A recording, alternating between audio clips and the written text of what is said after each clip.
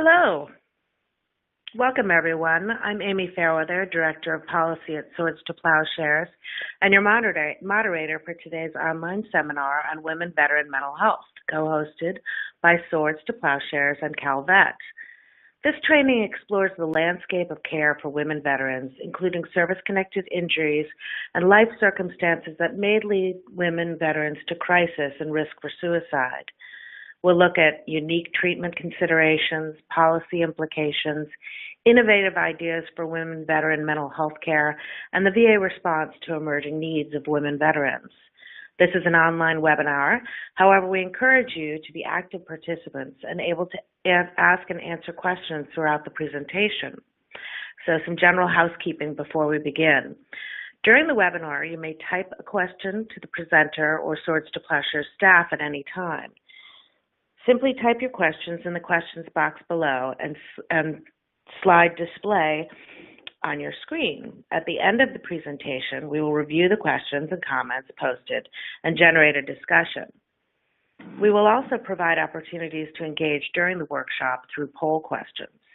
Please note that this webinar is being recorded and will be archived on the Swords to Plowshares website and YouTube channel.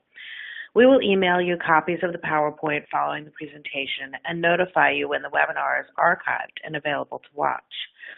Our presenters for today's seminar are Lindsey Sin, Deputy Secretary, Women Veteran Services at California Department of Veterans Affairs, Megan Zottarelli, Assistant Director of Policy at Swords to Plowshares, Gail Soffer, Founder and Executive Director, Mindful Warrior Project, Vanessa Rayner, Supervisor of Sexual Assault Victim Services Program at Community Service Programs and Project HER, and Tyus Williams, Suicide Prevention Coordinator at San Francisco Veteran Administration's Healthcare System. Lindsey will start us off providing an overview on the topic and landscape of mental health care for women veterans. Well, good Overall, morning. This training, I haven't introduced you yet. Lindsey Sin, Deputy Secretary, Women Veterans Affairs, CalVet, was appointed to the position by Jerry Brown on November 22nd, 2011. Lindsey served in the Navy from 1997 until 2005 and worked in military intelligence. She completed 2 flight tours in Rota, Spain, during which time she deployed in support of Operations Northern Watch, Southern Watch, Enduring Freedom, and Iraqi Freedom, and achieved the rank of Petty Officer First Class. After separating from the Navy, Lindsey returned to Sacramento and worked with veterans at American River College and Sacramento State University.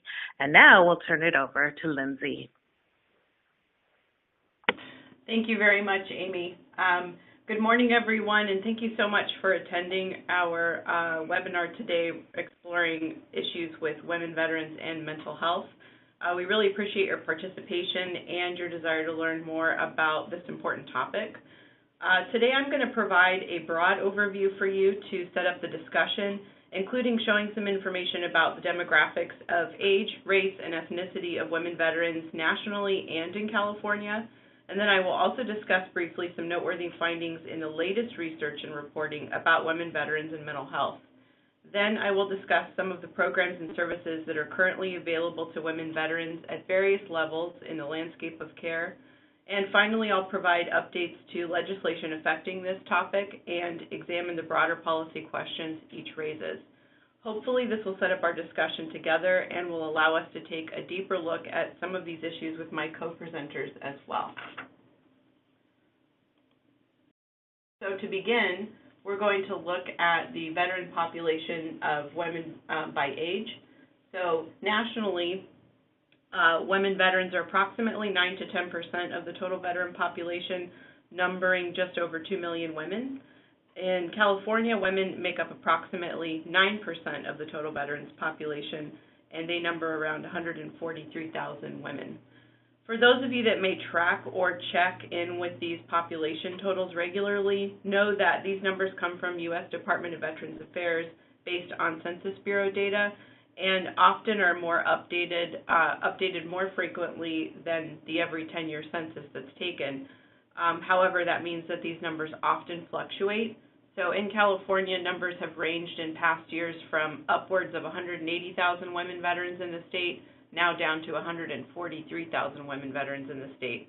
Overall, just take that to mean that the numbers and the counts may not be 100% accurate from year to year and are reflecting population changes, but also know overall that the population of women veterans is increasing nationwide and here in the state.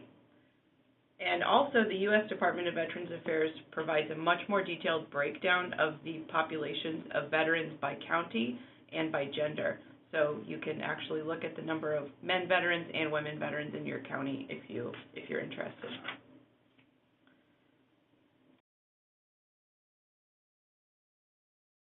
So our next slide is going to talk a little bit more about some of those populations, because that also affects active duty forces and the ever-increasing number of women going into the military, either out of high school or out of college, for example. So right now, the women comprise about 15% of all active duty forces and about 18 to 20% of Guard and Reserve forces. And as the number of women who continue to join the military increases, so shall the number of women who become veterans after they separate. We're going to cover more demographic data in a little bit greater detail when Megan Zottarelli takes over the portion of this presentation, so there's more to come on some of this information. So now looking at age groups, we often note that the median age of women veterans is younger than the median age of male veterans, with the median age of women veterans being about 50 and the median age for men being about 65. Understanding the age of our clients or patients is obviously an evaluation that we have to make when we're delivering services, particularly healthcare services. Likewise, from a systems perspective, knowing the median age of the client population allows us to consider and include delivery of services that are significant to that age range. For example, if women veterans as a cohort tend to be younger on average, they may be more likely to have younger, minor children in their care, which influences most aspects of delivery of services, from mental health care, such as offering family counseling, to other services, such as family housing, or identifying services that are perhaps closer to their children's school or daycare that they can better access. So from a systems perspective, knowing the median age allows us to evaluate the totality of services offered. From a client-centered perspective, being aware of an individual's age range also allows us to consider the total needs of the individual and not just what they happen to be presenting as their need, particularly around mental health at that time. The graph breaks down ages of women veterans when compared with their female non-veteran counterparts. Visually, it's evident that the population skews younger across all ages, but it has specific peaks that are different than civilian women. For instance, 1 in 5 women veterans are 65 or older, which is important to note since our collective message tends to be the focus that women in the population are on average younger than men. This graph is also similar to the age groups that constitute the majority of women veteran patients in the Veterans Health Administration at U.S. Department of Veterans Affairs. For patients at VHA, more women visit care among 3 specific age groups, which are women in their 20s and 30s, women in their 50s and 60s, which constitutes a large peak in care, and then a smaller peak for women in their 80s and 90s. Another demographic factor that we like to consider when looking at women veterans as a population is race and ethnicity. When looking at race and ethnicity, the military, as we may know, is less diverse than the civilian population. Minority veterans make up about 22% of the veteran population, while they make up 38% of the general civilian population. However, women veterans are more racially and ethnically diverse than veteran men, and make up the largest proportion of non-white, non-Hispanics than any other cohort, both in the veteran or non-veteran spheres. But while the veteran population is projected to decrease in the next 15 years, both women veterans and minority veterans are projected to largely increase. Again, when considering these demographic changes from a systems perspective, it's important to ensure that our delivery of services is reflective of the needs of these growing populations of women veterans.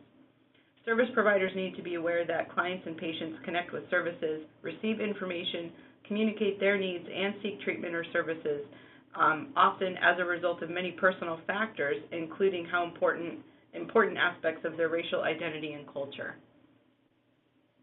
So in conclusion to this section about age and race, my takeaway for you is that really a one-size-fits-all approach is not ideal in delivery of services to veterans, and considering the individual and their specific dynamics will become even more significant over the next decade as veterans become more female and more ethnically diverse. These next few slides show recent findings from various studies on women veterans and mental health and are meant to put our discussion in context. Aside from our daily work activities serving veterans, learning about women veterans as a subpopulation may seem like a time-consuming endeavor. However, research is showing more and more that it is a significant pursuit, as women do have gender-specific needs and mental health challenges that are impacting them in significant ways. Furthermore, a recent study published in Women's Health Issues from the Jacobs Institute of Women's Health examined the association of organizational factors and adoption of comprehensive women's health care within the U.S. Department of Veterans Affairs. The findings showed that facilities with greater academic affiliation and facilities that had a women's health representative on high-impact communities within the organization were more likely to adopt and open women's health care clinics. Facilities with separate women's health care clinics were also more likely to deliver a package of women's health services and promote comprehensive care for women veterans, and likewise, those facilities with women's health care clinics tended to have a larger cohort of women actually visiting those areas for service. So my takeaway from that is, if you build it, they will come.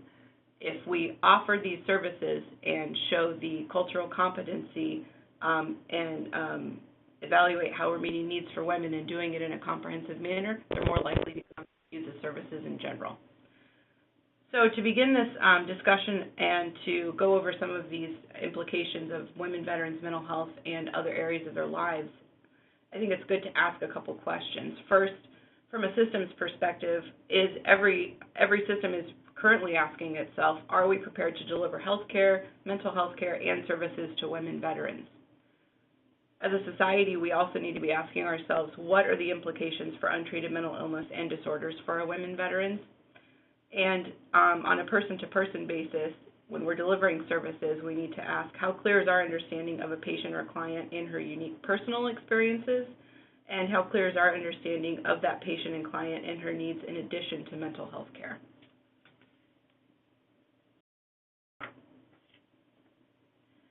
So just to put some of this in context, my staff and I have done a lit review of recent research that is been released for public consumption, and some of it's really fascinating and maybe new to our audience today. Certainly a lot of this was new to me and to my staff in terms of what we learned and some of these important findings in research. So, for instance, you may already have statistics on female veteran suicide. We are going to talk a little bit more in depth about suicide later on in the presentation when Thaddeus Williams takes over. But the rate of suicide among female veterans is about 18.9 per 100,000 women, compared to 7.2 per 100,000 among women civilians. And the risk for suicide among women veterans is about 2.4 times higher for female veterans than it is for female civilians. Likewise, there are major implications with post-traumatic stress disorder in women. PTSD and major depressive disorder are the two most prevalent primary service-connected disabilities for women veterans. And I'll show that in a table in my next slide. Military sexual trauma, reports show that military sexual trauma is more traumatic and debilitating than sexual assault and rape in the civilian context for several reasons. Other mental health factors to keep in mind: women are also more likely to report depression and general anxiety symptoms and are twice as likely to be diagnosed with personality disorders over their male peers.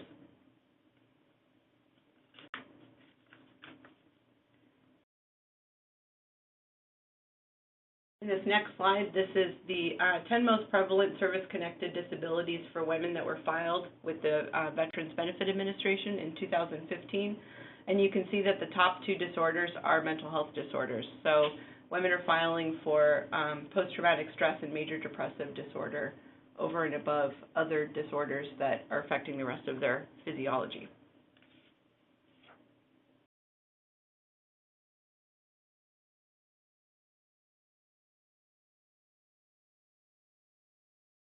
A couple other key points to make about mental health and women veterans and how it's affecting them.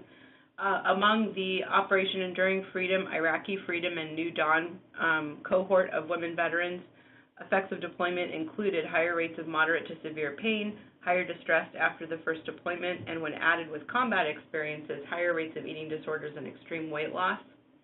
Additionally, women veterans who had health disorders, had mental health disorders, had greater utilization of non-mental health VHA services than those without mental health disorders.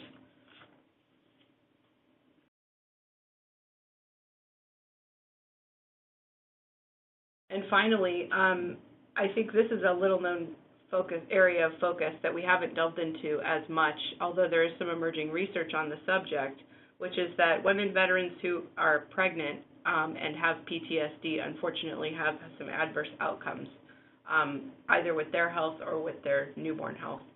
So PTSD during pregnancy has been related to the following. Women are twice as likely to be diagnosed with depression, anxiety, PTSD, bipolar disorder, or schizophrenia who are presenting as pregnant.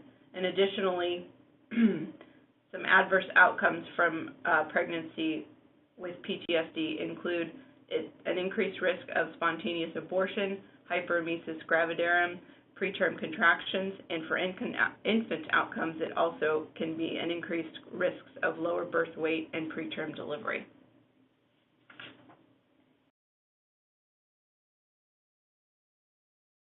So now we're going to discuss a little bit about the landscape of care that exists here in California, where women veterans can seek mental health treatment or other services that bring them into mental health services.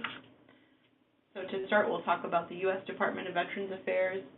And again, some of these slides will be covered a little bit later on as well. To begin with, though, a great resource to share with veterans that we've been trying to utilize is the Guide to Mental Health Services for Veterans and Families. This is great for veterans who are unsure about what they may qualify for or what mental health services U.S. Department of Veterans Affairs may offer. It also is very useful for family members of veterans who may not be aware of what's available or who may be reluctant to seek care. Additionally, mental health services for women veterans at the VA include outpatient, inpatient, and residential services, and those are offered through mental health clinics and accessed a variety of ways within the VA Medical Center or the CBOC, and there are also several residential patient programs here in across the nation and a few here in California.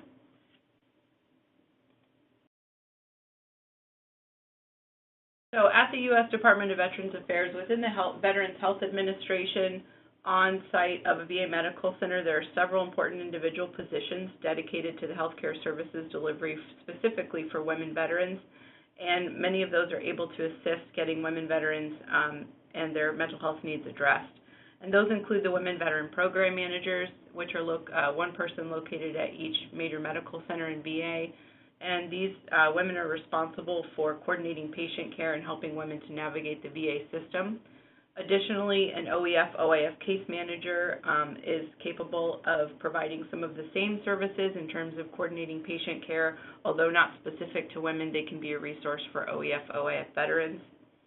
The MST coordinators at the Veterans Benefit Administration on the other side of the VA are also available to speak with women veterans in terms of filing disability claims related to MST. They also provide training to staff at the regional offices as well as oversight of MST claims.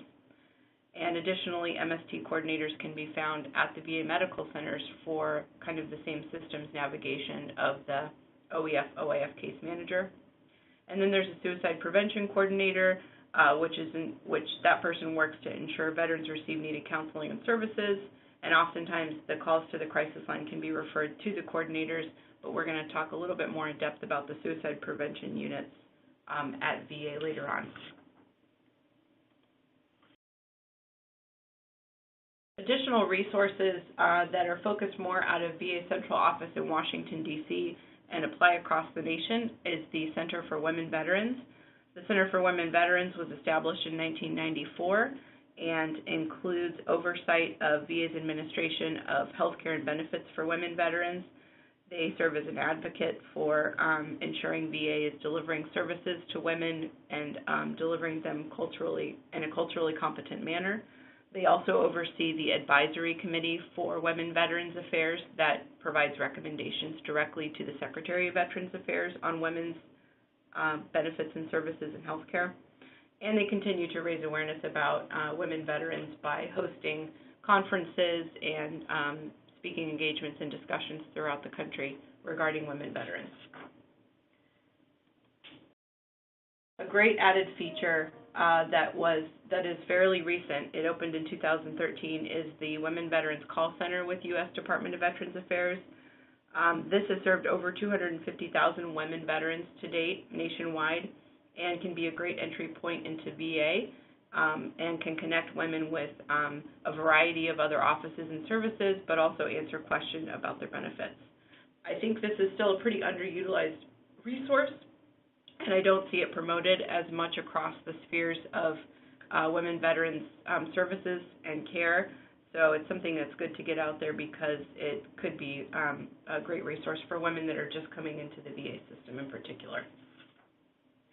We're also going to discuss the Veterans Crisis Line a little bit later, but also an incredible resource, but that'll be discussed in detail in later slides.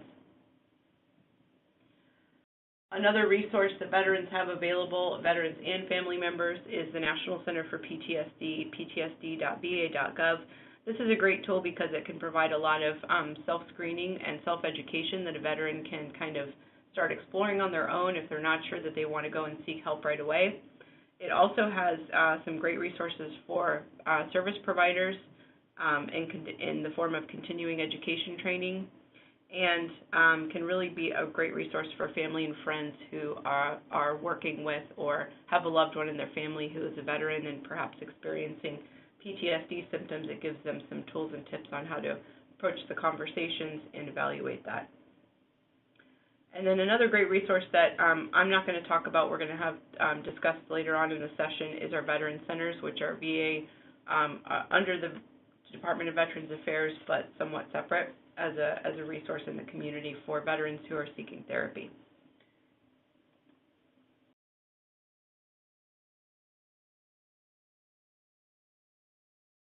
These transitions are a little bit slow with the slides, so I apologize for that. So the next slide, we're going to talk about some statewide programs.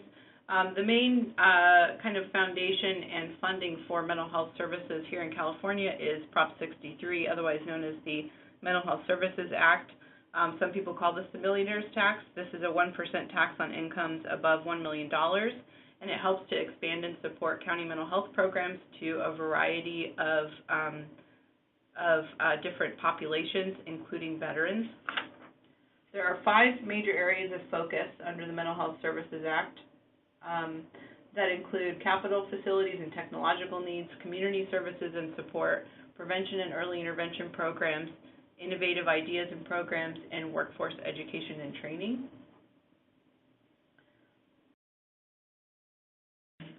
And to date, since the implementation of the Mental Health Services Act, there have been many examples of where this funding has gone to work directly with veterans. Some of those include targeting military and service family support programs in San Bernardino, the Amador County Sierra Wind Wellness Center, Veterans Common Housing in San Francisco, Veterans Court programs for combat veterans and non-criminal domestic violence programs in Orange County. There have been many examples where some of this funding is going to serve veterans in their either as an additive to the county or a standalone program in the county, and that's been largely beneficial to the veteran population, although I would also say that we'd like to see more Prop 63 money go to servicing our veterans and making sure their mental health needs are met. Now to talk a little bit about our department as another component in this landscape of care. Although we don't deliver mental health services directly, we can act as a great resource and connector in terms of knowing community players and knowing the VA and being able to connect veterans directly with resources, in addition to delivery of other benefits that we offer at the state level for veterans in California. And so some of those benefits include claims support for filing claims for aid and attendance or service-connected disability and compensation. It includes 8 long-term care facilities. Those are 8 long-term veterans homes that we have throughout California, where we have aged and disabled veterans residing and living, and those include all levels of care, from domiciliary care up into memory care. We also offer a home loan program specific to California veterans. We conduct quite a bit of advocacy and outreach in several forms, whether it's outreach directly into the community and representing the department and connecting veterans with resources, in addition to some newer programs such as the My CalVet platform from our website, which veterans can fill out a profile, select specific details about their military service and what they're interested to learn in, and then have information pushed to them directly. We also have a service provider database where a veteran can search for a specific service related to most any topic, and with their zip code or their address, they can actually select where that service is closest to them. We also have the CalTAP program. This is the California Transition Assistance Program that's fairly new, where we're trying to connect veterans directly when they get out of the military or prior to just getting out of the military with information about benefits and services, and we're doing this all throughout California. This is also something that any veteran can access regardless of the time that they've been separated from the military. If they got out a day ago, if they got out 20 years ago, then they'll be able to get information about their benefits and services here in California. And then my office, the Office of the Deputy Secretary for Women Veterans Affairs, our mission is to provide information, advocacy, outreach, and support to women veterans here in California, and we do that by interacting with women veterans regularly through phone call, email, and many, many outreach events. We also have a women veterans roster where we ask women to sign up so that we can stay in contact with them via email. We have almost 8,000 women on that roster currently. We've also worked to administer the California Women Veterans Leadership Council, and this council is a body of volunteers who are representing women from all over California and looking at specific issues that women veterans face and raising awareness about their service. We administer this council, but it is a volunteer body, and the focus on healthcare and mental health care is a primary concern and goal of this council, so there will be more to come on that later. We also produced an outreach toolkit in late 2014, which is directed an education piece for veteran service officers and veterans organizations or people in the community interested in serving women veterans. It gives some great best practices and further reading and research and some demographic data on women veterans in California and can be used as a tool for further education. And we also have web pages from our CalVet website, calvet.ca.gov, that include quite a bit of resources for women veterans specifically. So although not a specific delivery of mental health care services, we can act as a connector and a resource for many women when they're seeking those services. And likewise, women are utilizing other services in the community and outside of just the U.S. Department of Veterans Affairs, for example. So some ways that women can either seek services that are mental health specific in the community, or they can access these services and then come into mental health services from another point. These are some of the ways that they can do that. Certainly, a county veteran service office, which is one service officer in essentially each county in California, and almost every county in California, is a great point of access for our veterans for connecting with not just claims and service-connected disability information, but a whole suite of other benefits and services offered at the federal and state and county levels for veterans. So this is a great entry and access point. Additionally, some veterans are coming into mental health care through alternative therapy as they seek other types of programs that may be outside of the kind of traditional medicine or traditional practices. That leads them into mental health care as well. Our community nonprofit sector, so nonprofit service providers, a good example would be Swords to Plowshares. If a veteran's presenting with experiencing homelessness and they come to Swords to Plowshares to seek services regarding housing, then they can also enter into the bigger issue of addressing their mental health care needs while they're there and get connected with other resources. I think a lot of veterans are also going into some of this need for mental health care treatment through their churches or their community organizations that provide faith-based services, and there are able to access and enter into mental health treatment through that as a point of entry. Same with college campuses as well. College campuses are starting through their Veterans Resource Centers to, in some cases, offer on-site counseling or connecting people with counseling in their area. And then Veterans Treatment Courts, too. If a veteran is using a Veterans Treatment Court as a deferral to jail time, then through that they can enter into a program and get regular counseling for issues related to PTSD, et cetera.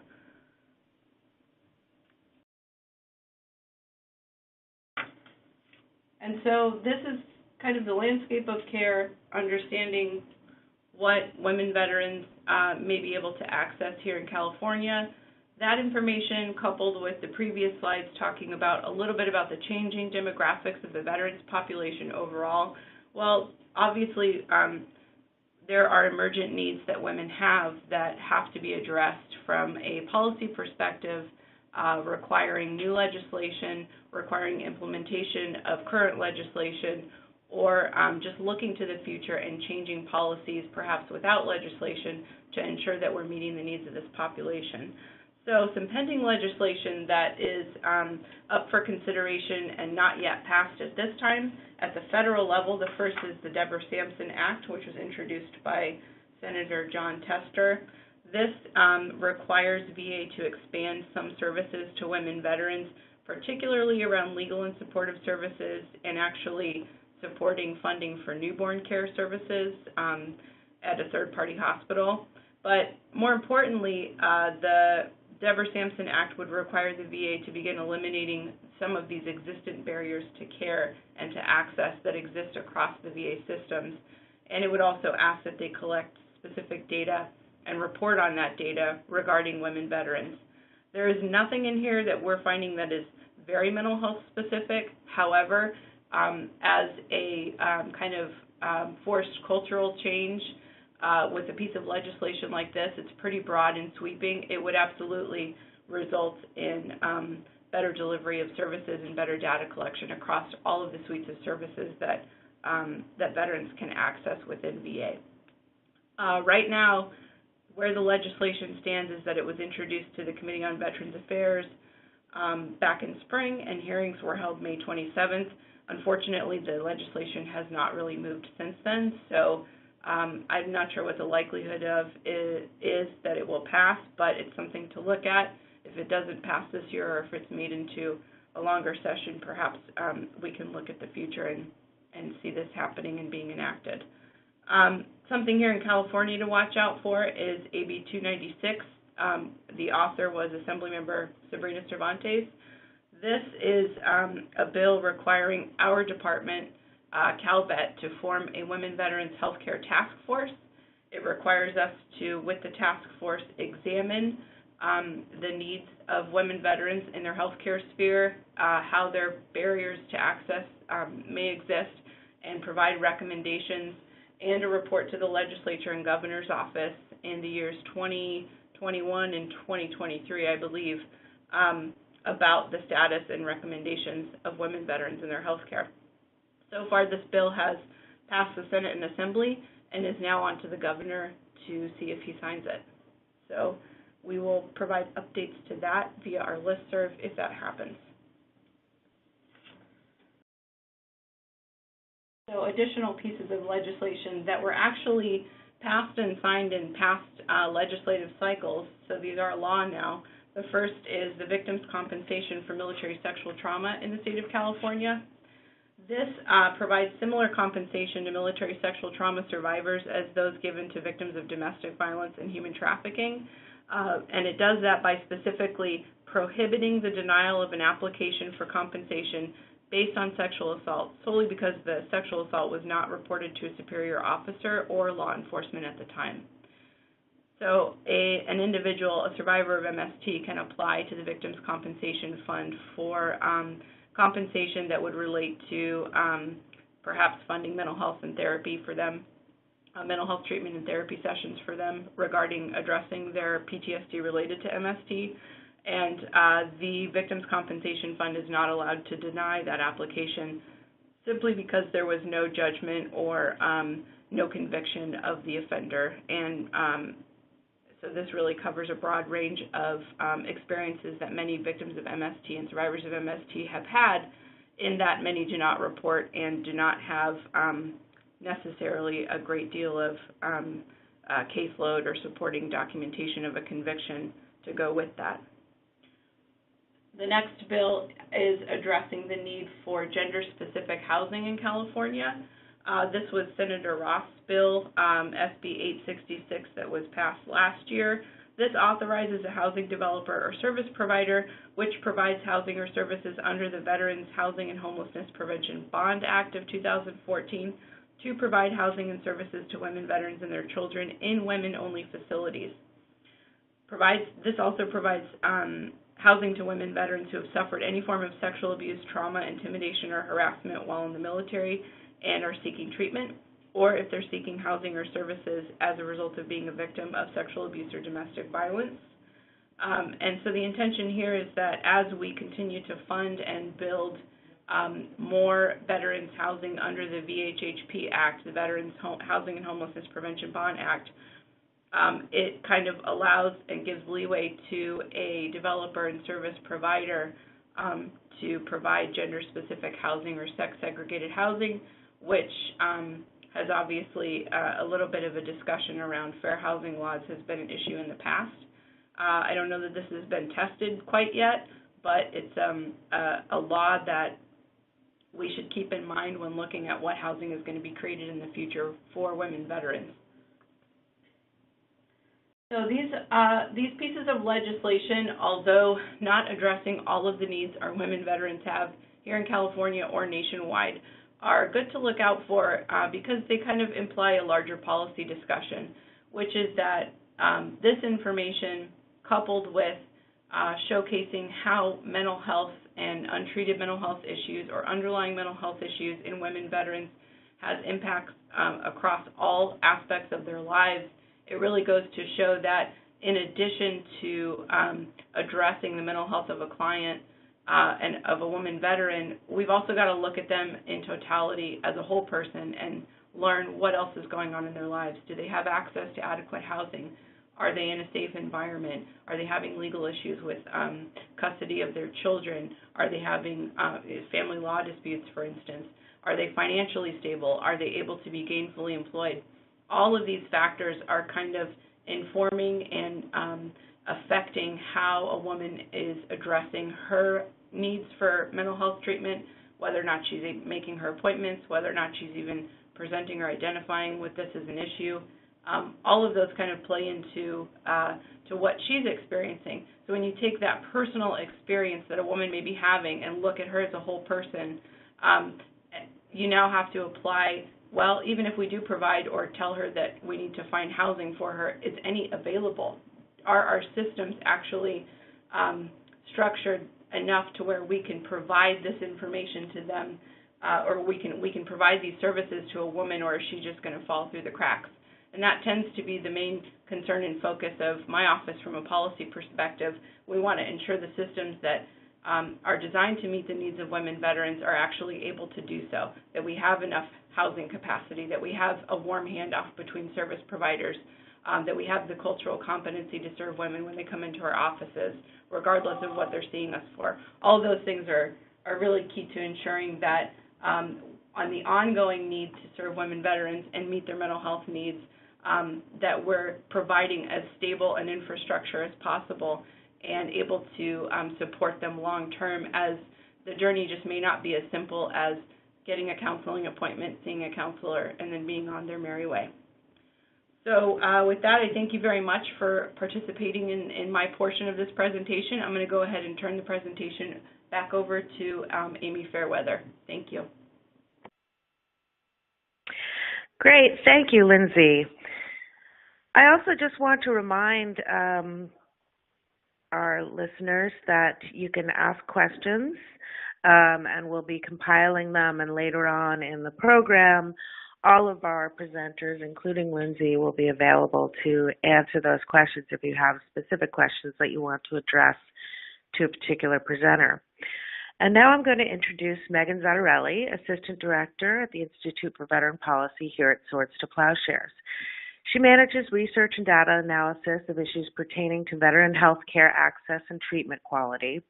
Megan also leads public education efforts, including this online behavioral health training series for providers and advocates, which explores the intersection of mental health and social justice issues among veterans. In addition, she writes curricula and publications for behavioral health providers, and those are available on our website, swordstoplowshares.org. She has a long history of working on mental health issues, particularly among underserved populations. And so now I'll turn it over to Megan. Thank you, Amy, and thanks to everyone for joining in on this important webinar today. Our conversation with PalVet over the last couple of years has been around keeping women veterans as part of the conversation. So VA and community programs have made tremendous strides in recent years to stand up programs for women, but what we've been finding is that traditional research and treatment protocols have been developed almost entirely within the context of veteran men. And that still remains difficult to understand the mental health needs of women, especially since very often women don't seek services until they're in crisis. So some of the participants on this seminar may know that I am a data person, and I like investigating whether the data describes the emerging needs of the veteran population. So that's somewhat of a mystery still with regard to women veterans, as their care-seeking behavior, it really varies according to the program that they're accessing, whether in the VA or in the community. And since such a large number of women veterans are accessing community programs, they're often left out of the research. So how do we examine the needs? And how does the data that we know, mostly based on those who seek services in the VA, how does that inform our decisions in the community as well? So we'll be examining some of those themes today. I'll be covering some of the cultural factors, stressors, and trauma specific to women veterans that impact their care-seeking behavior and treatment approach, as well as increased risk and protective factors among women veterans for various mental health issues.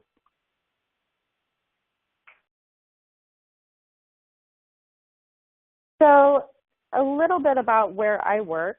Swords to Plowshares has been around for 40 years, and I've been there for 10. Swords is a community-based, not-for-profit organization that provides needs assessment and case management, employment and training, housing, and legal assistance to approximately 3,000 veterans in the San Francisco Bay Area each year. So our model of care is really based on the philosophy that the obstacles veterans face, including homelessness, unemployment, and disability, they are interrelated, and they really require an integrated network of support. And our vision is that all veterans will have access to the care and services that they need, which is really the motto of the Institute for Veteran Policy. Our policy advocacy and community education efforts, they're really based on our on-the-ground perspective of the needs of veterans. So this really allows us to be informed and advocate meaningfully.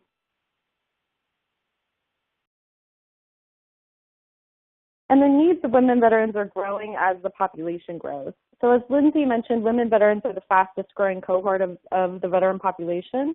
And while overall the population of veterans is projected to decrease, women veteran numbers will increase exponentially over the next 20 years. So currently women represent 9% of the veteran population, as Lindsey stated, and this may almost double to 16% by 2040. And women really join the military for the same reasons that men do. They have a desire to serve. They want the opportunity to travel and seek adventure. They want career opportunities. They want to be a part of something important, a part of something bigger than themselves. They join to earn a college degree or technical skills to provide for their families. And like men, they may also be escaping an unstable home life. So Lindsey went over some of the demographics of women veterans, but I really wanted to specifically mention marriage and divorce, as this relationship has the greatest impact on a women veteran's transition, really, and very often on her mental health. So women veterans are more likely to have ever married than non-veteran women, and they're also twice as likely to get divorced than civilian women.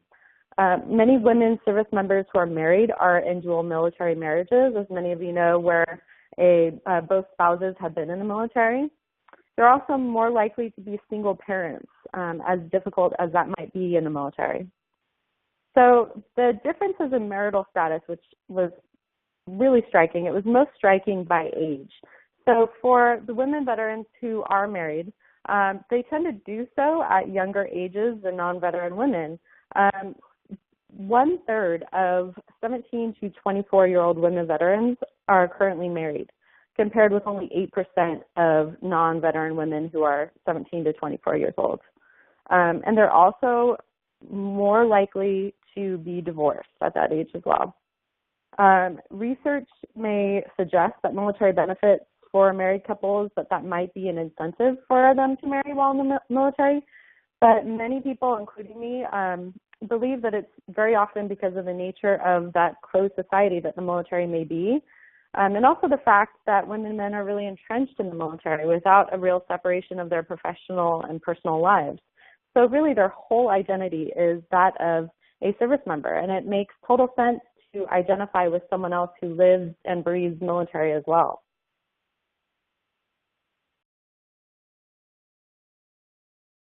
The effects of military service and definitely deployment among women veterans includes higher rates of pain and also physical problems. So physically injured women veterans are more likely to have co-occurring mental health conditions, and they're also more likely to have PTSD. These types of injuries listed here, they really fall under chronic pain. So that's when a person suffers from pain in a particular area of the body for at least 3 to 6 months. This can affect their ability to do everyday things, including standing, sitting, lifting things, cleaning their house, staring at a computer, even standing in line and shopping and working. All of those things are affected. Many patients with chronic pain, they can't work because of their pain or physical limitations, and many of them are working despite of this pain that they're in. Research has shown that many patients who experience chronic pain, up to 100%, tend to also be diagnosed with depression, which we're going to get into a little later. And in these cases, where the chronic pain is from an injury that happened while in the military, the pain can serve as a reminder of the event, which can tend to make the PTSD even worse. Approximately 15 to 35% of patients with chronic pain also have PTSD.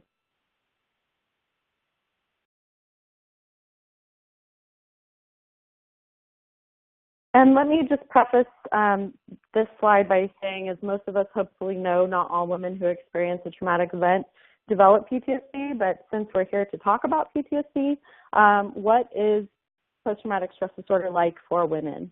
While both men and women report similar symptoms, such as hyperarousal, re-experiencing, avoidance, and numbing, some symptoms are more common for either women or men.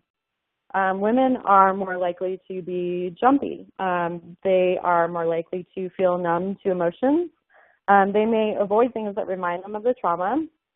Men are reportedly more likely to feel angry.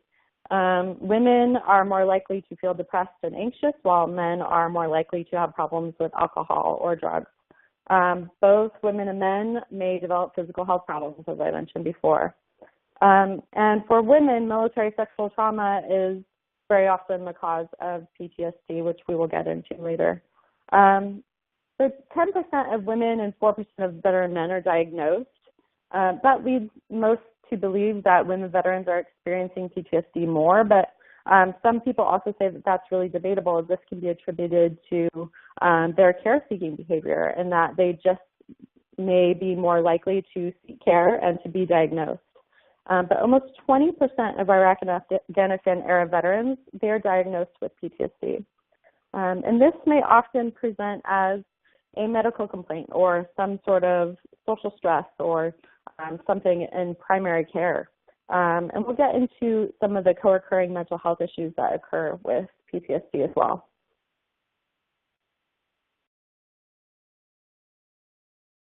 So traumatic brain injury, it's considered a signature wound of the current conflicts. 1 out of 5 report AATBI. The difficulties with screening in the past, and most especially since women often weren't recognized for their combat service, that very often attributed to their exclusion from screening and treatment and really impacted how they may have sought treatment for TBI. The VA since 2007 has coordinated with the DoD to implement screenings throughout the VA for veterans of the current era. And the nature of the recent wars and really of deployments, they expose service members to brain injury whether they're formally assigned to combat roles or not. So the common use of improvised explosive devices, the frequency of shelling, mortar attacks on an operation basis, that means that a lot of service members are subjected to blast injuries. And many of them experience multiple concussions throughout their tours of duty, which really increases the likelihood and severity of TBI. But it's also really important to mention that the majority of brain injuries are not a result of blasts or even of combat operations. So routine operations, training activities, whether during or outside of deployments, they can put them at risk of sustaining such an injury. And while attention is really largely focused on combat-related TBI, these are the cases that tend to go unnoticed. And also, like civilians, they can also be injured from non-military related incidents, such as like car accidents and falls, et cetera. So although technically a cognitive injury, TBI results in a broad range of physical, cognitive, behavioral, emotional, social challenges with implications to mental health diagnoses. And these symptoms can really result in serious changes in the veteran's life circumstances, especially if they're unable to keep a job or they've socially isolated. A recent study of 800 veterans seeking homeless services showed that 47% had a probable history of TBI, and that this may even be an underestimate since they were never properly screened. So really keep this in mind when you see a veteran presenting seeking social, behavioral, and homeless services. We are actually authoring a toolkit for behavioral health and social service providers that should be published in the next couple weeks, and that'll be up on our research and publications page on our website. So interestingly, women fare much worse than men in terms of psychiatric symptoms as a result of TBI. This extends to their economic situations as well. So women with TBI, they're more likely than men to be unemployed and much more likely to become homeless, which I will mention that statistic later as well. Because the strong positive correlation between TBI and depression in women especially, it's really imperative that treatment for depression in women veterans really takes into account whether or not they've sustained a brain injury so that treatment can be adjusted. And conversely, treatment for TBI really needs to be integrated into mental health treatment, since very often those with TBI also have depression. And the association between PTSD and TBI can be really confusing, since there are many symptoms in common, including sleep difficulties, behavioral issues, depression, anxiety, irritability, and memory problems. Veterans with both TBI and PTSD, they endorse more intense but not necessarily more frequent symptoms of PTSD and higher overall anxiety. So keep this in mind as a provider, that the injury was possibly sustained during a traumatic event and that really recovery efforts will likely need to address this.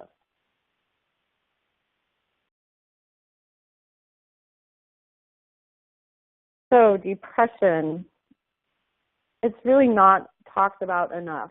Women show an increased risk for depression than men. They're twice as likely to experience a major depressive episode, and it's the top 3 diagnostic category for women veterans in the VA, and the most common condition in women who are 18 to 44. So it's not PTSD or MSP, it's depression that most affects women. And for the same cohort of 18 to 44-year-old women veterans, PTSD and anxiety disorders were the next most common conditions. Depression may be a typical part of adjusting to civilian life, but it also may be an ongoing issue or something that presents years down the line. So while we're talking about depression, anxiety disorders are also a major concern. 2/3 of patients at the VA with general anxiety disorder are women. Women are 2 times as likely to be diagnosed with a panic disorder. And treatment of depression should take into account their care needs and preferences. The comorbidity, especially with TBI and PTSD, as I mentioned before, and also take a look at access patterns among women veterans with depression. Depression is very often the main concern among those in primary care. So really make sure that this care is integrated, primary care with mental health, and that it's coordinated. Considerations for postpartum and perinatal depression should be made as well, as how the women's mental health may intersect with reproductive issues, as Lindsey mentioned, and I also have a slide on this too.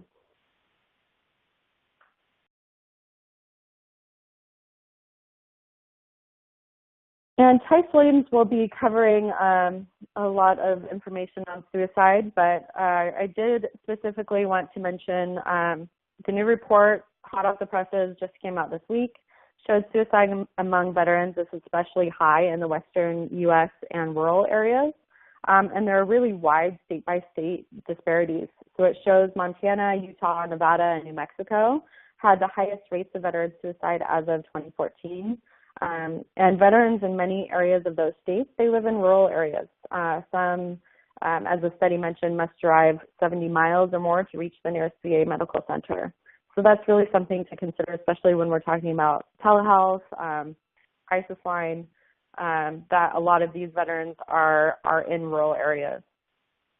Rates of suicide among men and women who are enrolled at the VA, they've remained relatively stable in recent years, although they show a slight increase, and the rates of suicide among younger women veterans who are enrolled at VA have increased in recent years.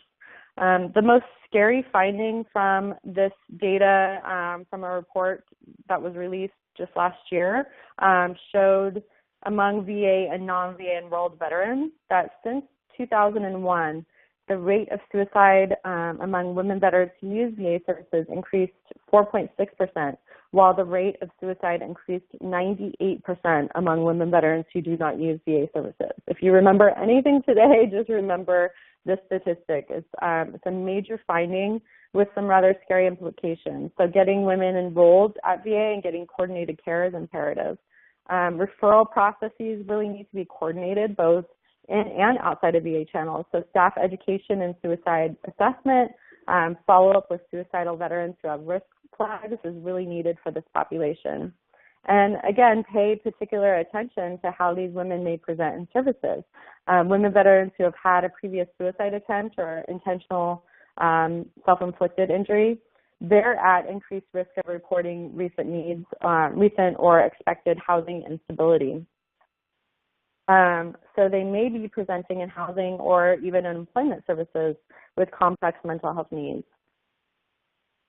Tice Williams will again be going over the Veteran Crisis Line, but one thing that I do want to mention is the report that RAND recently did on the Veteran Crisis Line, looking at data of factors leading women to crisis.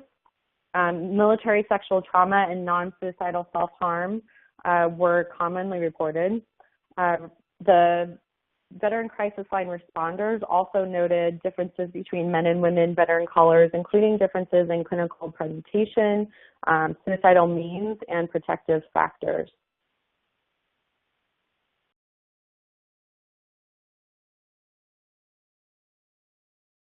So considerations among some specific populations, LGBTQ plus veterans, there are over 1 million veterans who identify as lesbian, gay, and bisexual, and the military is the largest employer of trans veterans, with 20% of the transgender population identifying as veterans. Trans people are at least 2 to 3 times more likely to have served in the military than non-transgender people. LGBTQ plus veterans face increased health risks and really very unique challenges in accessing health care. And while the services may be there, the level of inclusion may vary. And often these veterans don't feel comfortable accessing services and integrating in veteran spaces.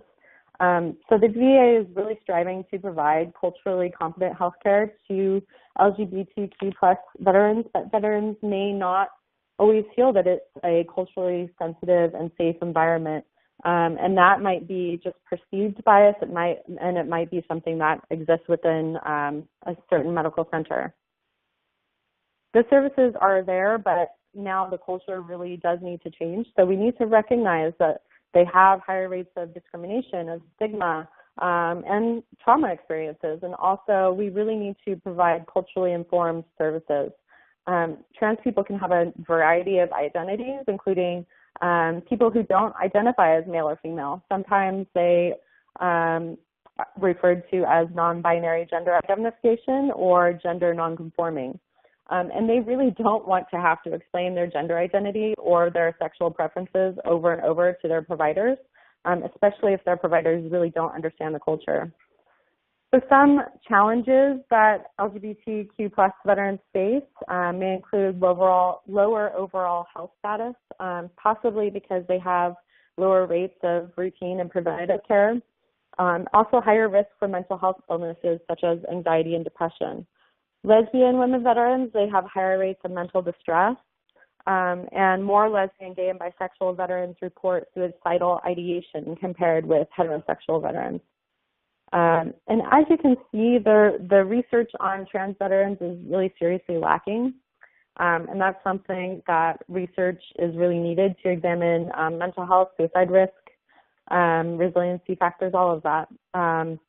Some interesting insights on Don't Ask, Don't Tell. Women were only 15% of the armed forces during Don't Ask, Don't Tell, which was the military's previous policy against service members identifying as lesbian or gay. But they were 38% of those discharged under the policy. Almost 30% of the armed forces are people of color, but they were 45% of those discharged under the policy, and Black women were the largest population that were affected.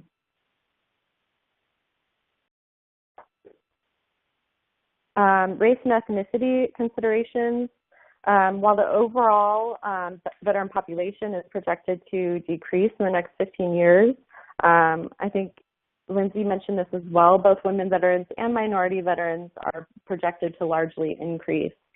But when looking at race and ethnicity, the military, as we may know, is really less diverse than the civilian population. So minority veterans make up 22% of the veteran population, while they make up almost 40% of the general civilian population. And as Lindsey mentioned, women veterans are more racially and ethnically diverse than veteran men. Research on racial and ethnic minority veterans is generally around differences in PTSD and also how race and ethnicity relate to PTSD. So the results of the studies, they're not entirely consistent, but the overall finding seems to be that most ethnic minority veteran groups, they have a higher rate of PTSD than white veterans. Some of this may be due to psychological conflicts, as they've identified, such as identifying with civilians on the opposite side. A Native woman veteran once said to me, I had to recognize that I was the conquered who became the conqueror. And that's really a powerful experience that they must grapple with. They must grapple with the exploration of their identity and also experiencing moral injury while also dealing with deployment.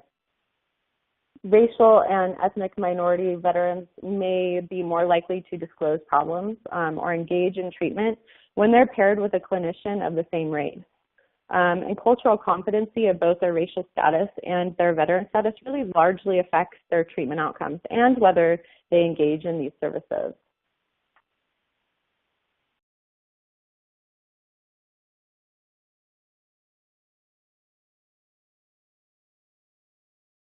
So military sexual trauma, it's really critical to acknowledge that while the military has started to address military sexual assault and sexual violence and harassment in the last 5-10 years or so, the military is a very old and traditional male-dominated institution, and retaliation and collateral consequences for survivors still exist.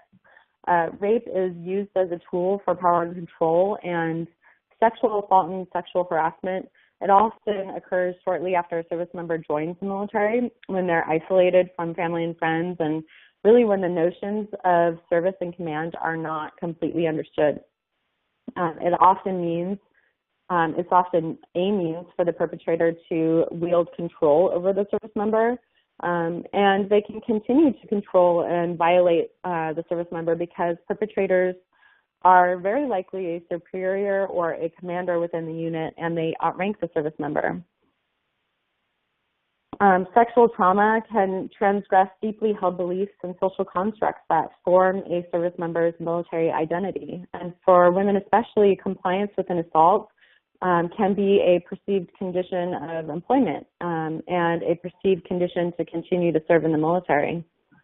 Survivors often feel very intensely betrayed, not only by the personal violation, but by the violation of really the respect and the loyalty of the military chain of command. Survivors often feel that reporting the assault makes them undutiful or disloyal, and this can result in intense feelings of shame and guilt. Moral injury is likely to occur with this trauma as their entire framework and beliefs are undergirded. And they can't simply quit their job. They can't file an EEOC complaint or sue their employers for experiencing this trauma. Those who report can suffer collateral consequences, as I mentioned. They can receive infractions for underage drinking related to the assault, or subsequent infractions as a way to harass and detract survivors. Retaliation is very common among MST survivors. It can include threats, vandalism, harassment, poor work assignments, loss of promotion, disciplinary action, including discharge, and even criminal charges. And retaliation against survivors who make these reports is being addressed by the DoD, which I should mention, but it still remains a serious problem. And retaliation, along with other considerations, it often keeps survivors from reporting the assault or the harassment until after they leave the military service, at which time they may seek services from community providers. And as you can see, the VA is using their universal screening method, so they are screening everyone enrolled in VA healthcare, and they've identified a large number of both women and men who have experienced MST. So the impact of MST really extends beyond the time in service. Veterans who have survived such a trauma, they have emotional wounds that intersect with and are often the primary cause of mental health conditions. MST can also result in interpersonal difficulties. They may avoid relationships. Survivors may have difficulties with parenting as well. They may have trouble seeking and maintaining employment, possibly due to their problems with insomnia, disassociation, difficulties with hierarchy, or self-harm behaviors. And MST is really a major connection to homelessness as well. So 40% of women veterans engaged with VHA care and experiencing homelessness, they reported experiencing MST. And keep in mind that all of these conditions, all of these experiences, they occur among both women and men. As hopefully we all know, MST is not a women's issue. It occurs both to women and men. And understanding the interplay between women veteran mental health problems and reproductive health, that will really inform and improve care for women veterans. And Lindsey went over some of this, but I just want to hit on it again. Deployment has been described as challenging for women service members and creating gynecological problems. And these challenges can be related to limitations in access to medical services or even in relation to unsanitary conditions during deployment. Gulf War women veterans, they reported problems post-deployment. And Iraq and Afghanistan women veterans with mental health diagnoses have higher rates of reproductive diagnoses.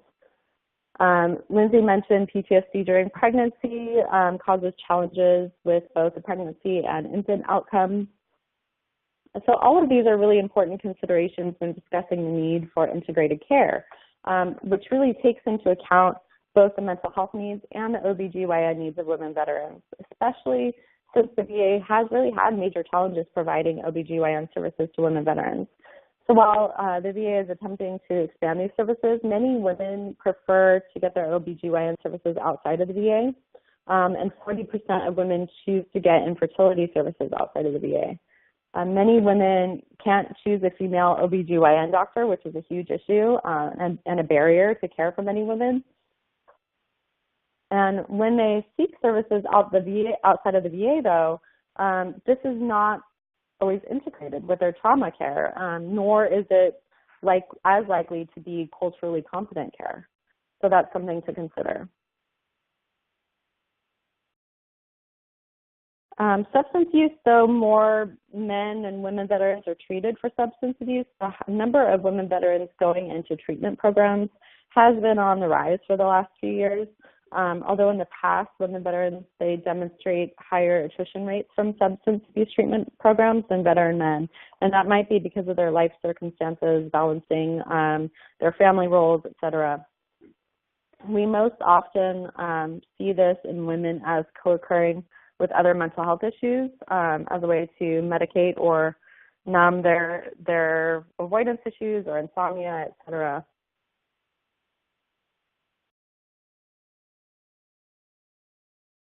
So the term military and civilian divide is often used to point out the isolation of a small sector of our population who has served. And this is really doubly true for women veterans who have also been underserved or really excluded from veteran status, services, and culture. So women may experience deployment and reintegration differently than men.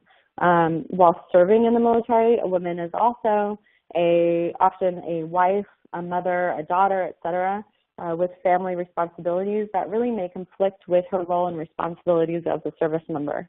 And in dual military marriages, both spouses may deploy at the same time or be on alternate deployments, which really forces the couple apart for many months and creates additional challenges in maintaining their home life and their financial matters. Women focus more on disruption of their relationships, feeling less social support once they return home. Some do not find services or commanders prepared to support a woman and her family after deployment. And research shows that high levels of social support after deployment are really important for women veterans. So women who report that they had close friends and family were less likely to have symptoms of PTSD. And for veterans, family functioning really plays a greater role in a woman's individual adjustment than a man's. So it's also important for the returning women veteran to feel that they can rely on others to assist them with tasks and times of need. So women may need help with the mental load of household chores, of family life, of expectations that they manage the household, am I right? Veterans who had this form of support suffered less from PTSD. And while being married tends to lead to lower stress and lower substance use disorders, very interestingly, women veterans with children have more problems with depression and family functioning than women veterans without children. That's likely because of the added stress of caretaking when they are transitioning, among other issues. Additionally, women in dual military marriages, they must not only deal with their own transition, but they must also deal with their partner's reentry and their adjustment as well. And as mentioned previously in the section on demographics, women veterans have higher rates of divorce than both women civilians and veteran men.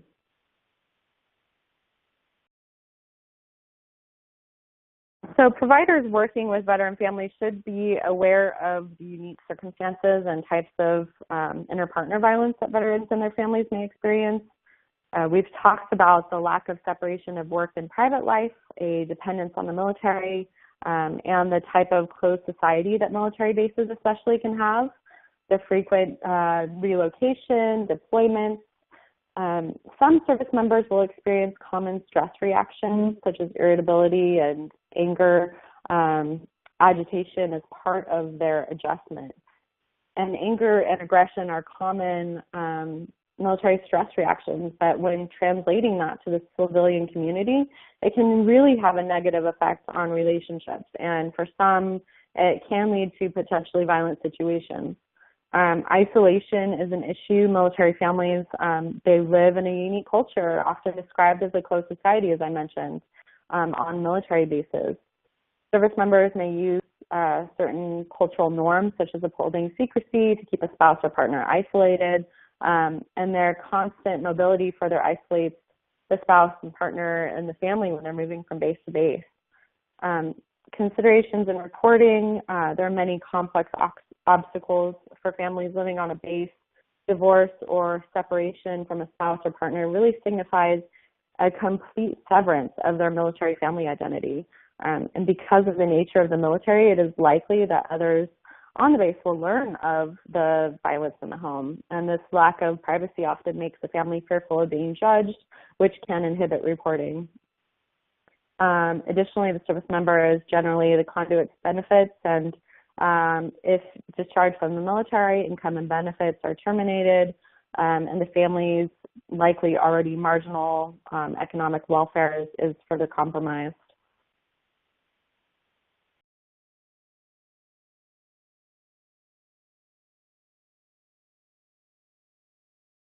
Sorry, there's a little delay in advancing the slides. Moving on to homelessness. Women veterans are also a growing cohort among homeless veterans, while homelessness among veteran men is decreasing. So the number of women accessing VA specialized homeless programs or with a homeless identification, that's tripled over the past 5 years to 1.8% of the women veteran population. Issues stemming from military service are often the primary factors for the homelessness. There may also be very significant economic factors at play.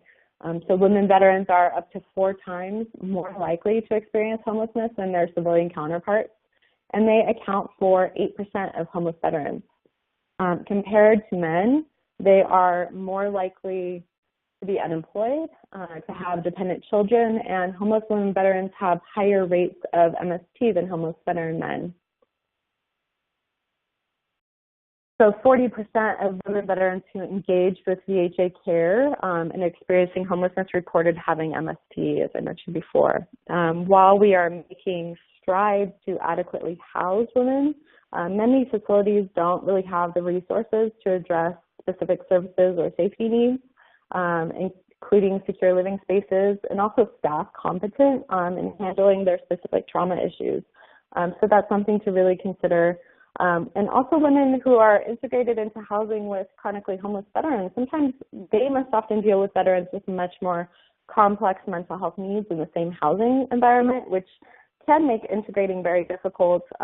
They may feel further isolated and their feelings of safety are compromised.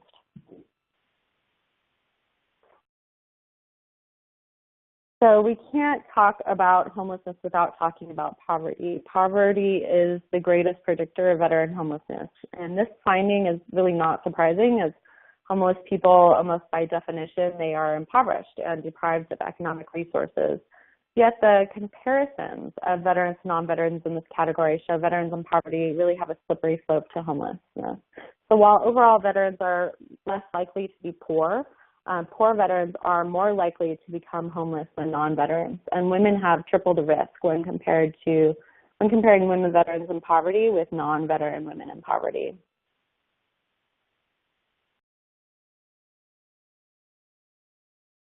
And we've talked a little bit about the path into unemployment and homelessness, and one thing that really startled me specifically, as I mentioned before, was this first statistic on traumatic brain injury, particularly the gender disparity showing women are way more likely to be unemployed and almost 7 times more likely to be homeless. That's huge. Some of the implications of screening, possibly the lack of recognition of their combat service, and the tendency for women to not seek services until they're in crisis, that could be involved in this, but I can't really speak to that for sure. But it is a striking, it's an alarming statistic.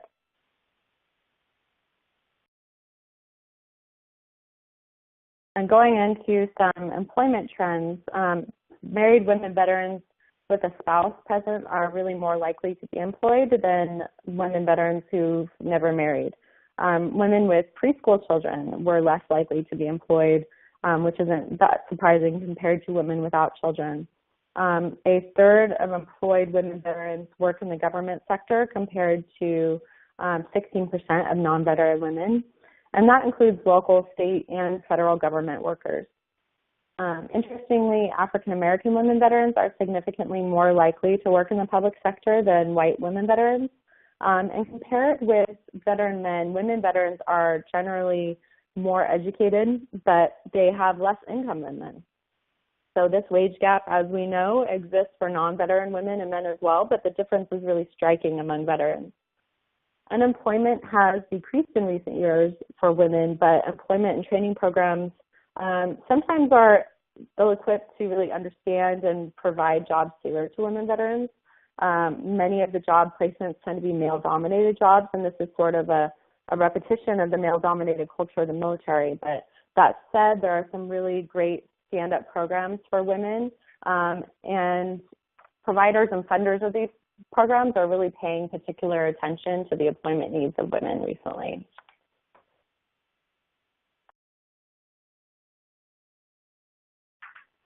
So barriers to meeting needs, this is sort of a theme of the day, and while the number of women veterans is growing, they do remain a distinct minority and are less likely than men to self-identify as veterans or to seek treatment.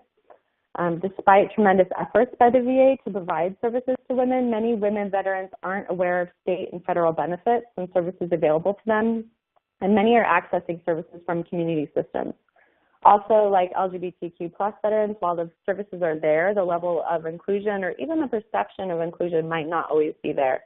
But this is a critical part of discussing barriers to meeting their needs. So we know that women outside of VA services are at extremely high risk of suicide, yet the majority are outside of VA care. So what does this mean for community systems? We've long discussed meeting women where they are in need of services, both inside and outside of the VA. But we can't continue to work in silos in the veteran and civilian community. Care coordination is really crucial, and we need to ensure that women veterans are being incorporated and really integrated into services.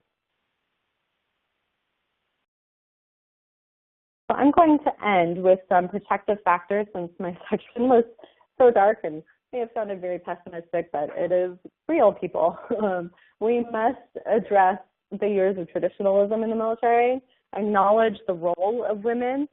We are creating new services for women. We are standing up programs and responding to their needs, but we need to be culturally informed, and our approach to care should really take into account their unique experiences. So we need to establish authentic relationships with women and meet them where they are, as I mentioned, both inside and outside the VA, but ensure that care is coordinated with the VA, non-VA, and non-veteran systems of care. Peer support is huge for women veterans. We need more women veteran providers. And at a recent mental health summit we co-hosted, some participants mentioned that the VA should provide a group rehab program for women veterans to become providers, LCSWs, primary care providers, et cetera. And I think this is really a brilliant idea. We need to incentivize women veterans to support women veterans in these spheres. Timely and frequent screening for a variety of risk factors documented for both men and women veterans, and women specifically, are very important.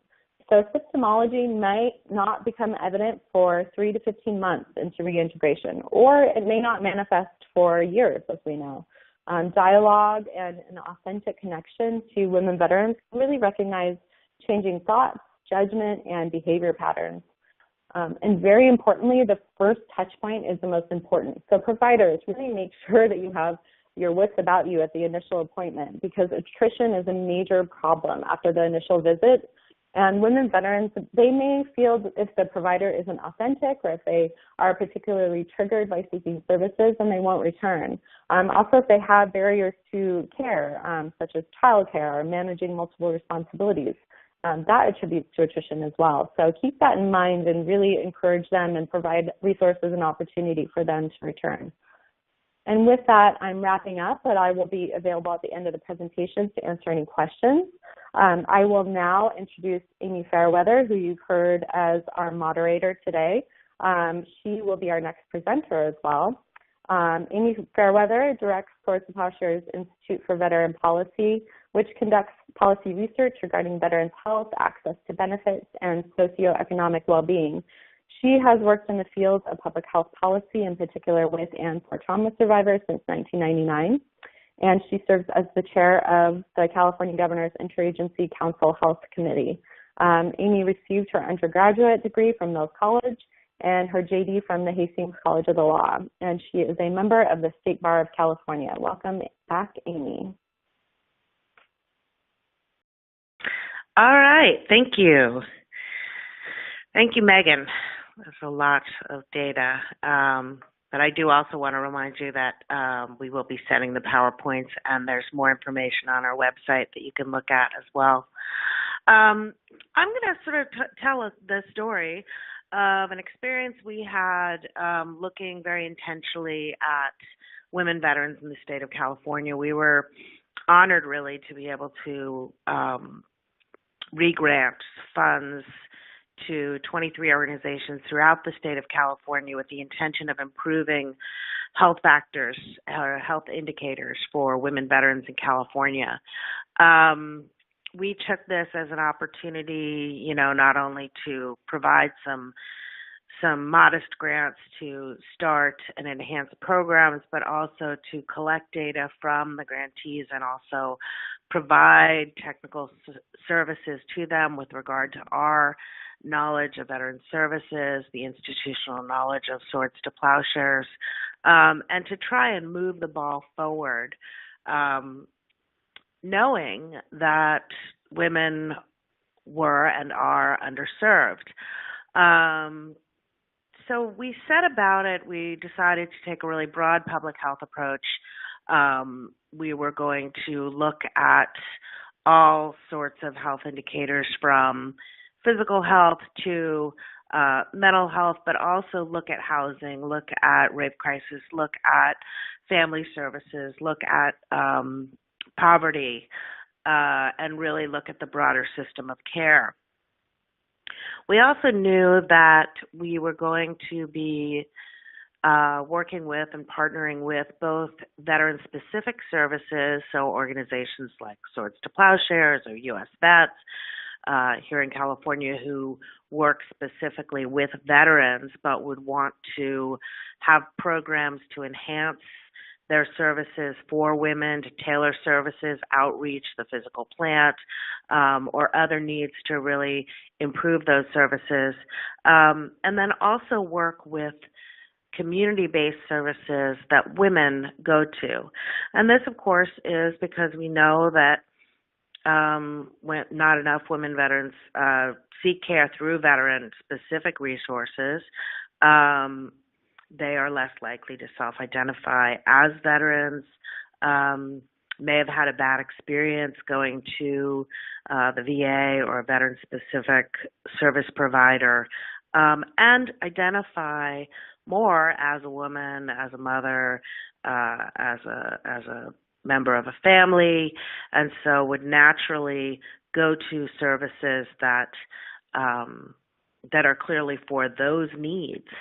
But we found that there are quite a number of organizations that had either noticed that they were seeing women veterans, but had only learned that sort of, accidentally if it came up. They weren't intentionally screening for veteran status among the women veterans, and also felt like they needed to do something to step up their game, to tailor their services and be culturally competent to meet those women's needs. So ultimately, we, decided we really wanted to meet the women veterans where they are. So we looked to health care, access to benefits and legal aid, interpartner violence, employment, housing, all these areas of life need. and ultimately, I believe just 5 of the 23 were veteran-specific organizations when we did decide on our partners for the project. One of the first things that we looked into with a lot of information sharing and meetings with our partners and grantees throughout California was a lack of cultural competency among civilian providers. There was, I think many of the grantees thought it would just be easy. You hang up the shingle, we're here to help women veterans. But they really, they needed to do outreach in a more creative ways.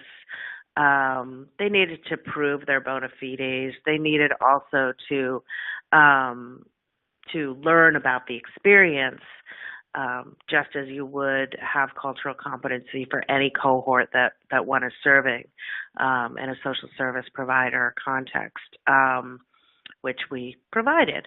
And we provided other opportunities to build those muscles among the civilian providers. There was also, and there still is, an assumption of availability and access to VA care. Many people believe that all veterans are eligible for VA care. That is not the case.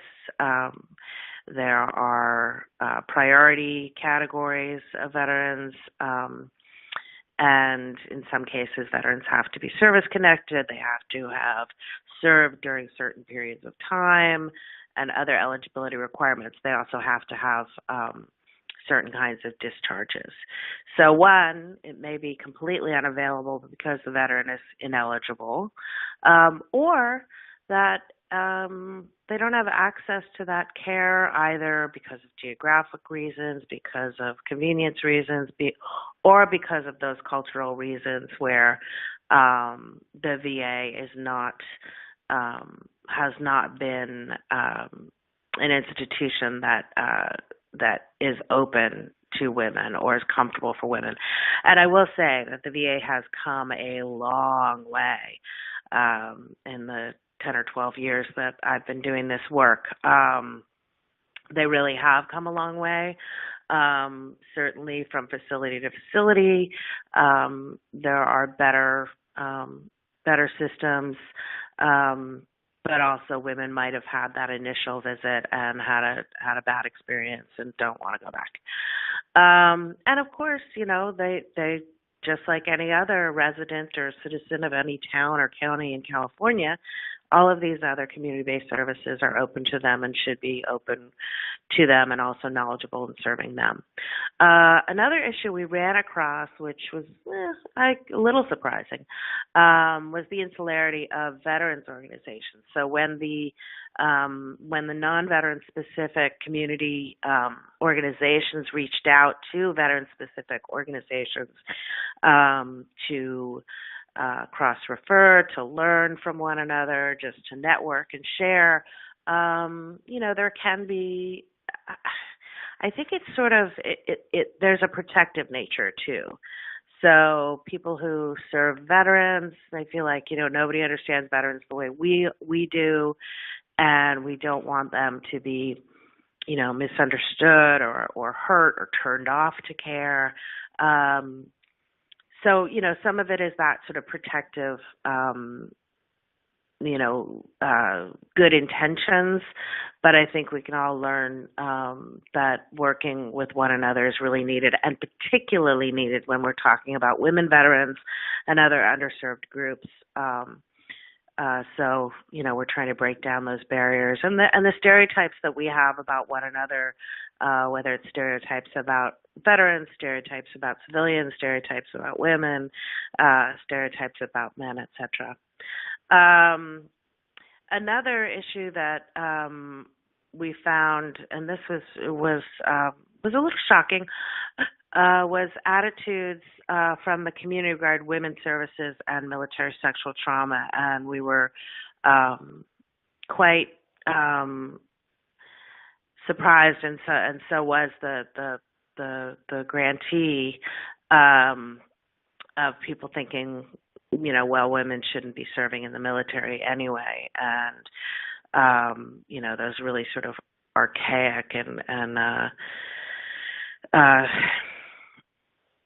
what we would have hoped to be, old ideas that will pass away, but we can all work towards that. The challenges in serving women veterans, I mentioned a little bit briefly, the reluctance to seek care. I think this is not only in not self-identifying as a veteran or previous negative experience, but also women tend to sort of put themselves last on the list to be taken care of. So we've also seen that an outcome of this can also be that once they do seek care, they're really hurting in several aspects of life. So mental health, housing, family interactions, work, school, and so there are all these multiple factors that we need to address. Attrition, women who came to seek services and did not keep up with them.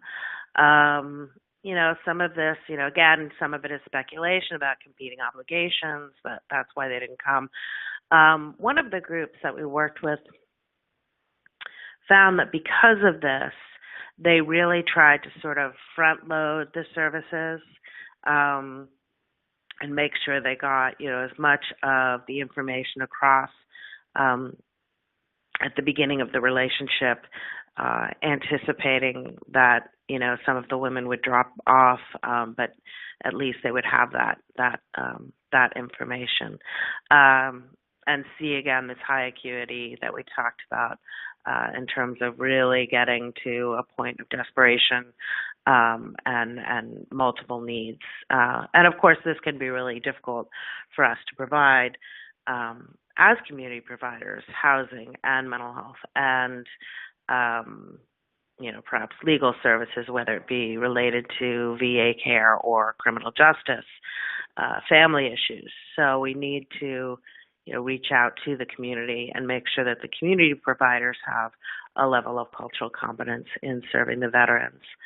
And part of that, of course, is trauma-informed care. This is an evolving population, continuing to grow, continuing to change in terms of the experiences while serving. Now, for example, women can be in combat roles. When I began doing this work, they were not allowed in combat roles, or at least not acknowledged to be in combat roles. So, they were engaged in combat, but some of the services that should have been forthcoming were not so forthcoming because people didn't think that people were actually, or women were exposed to that sort of trauma.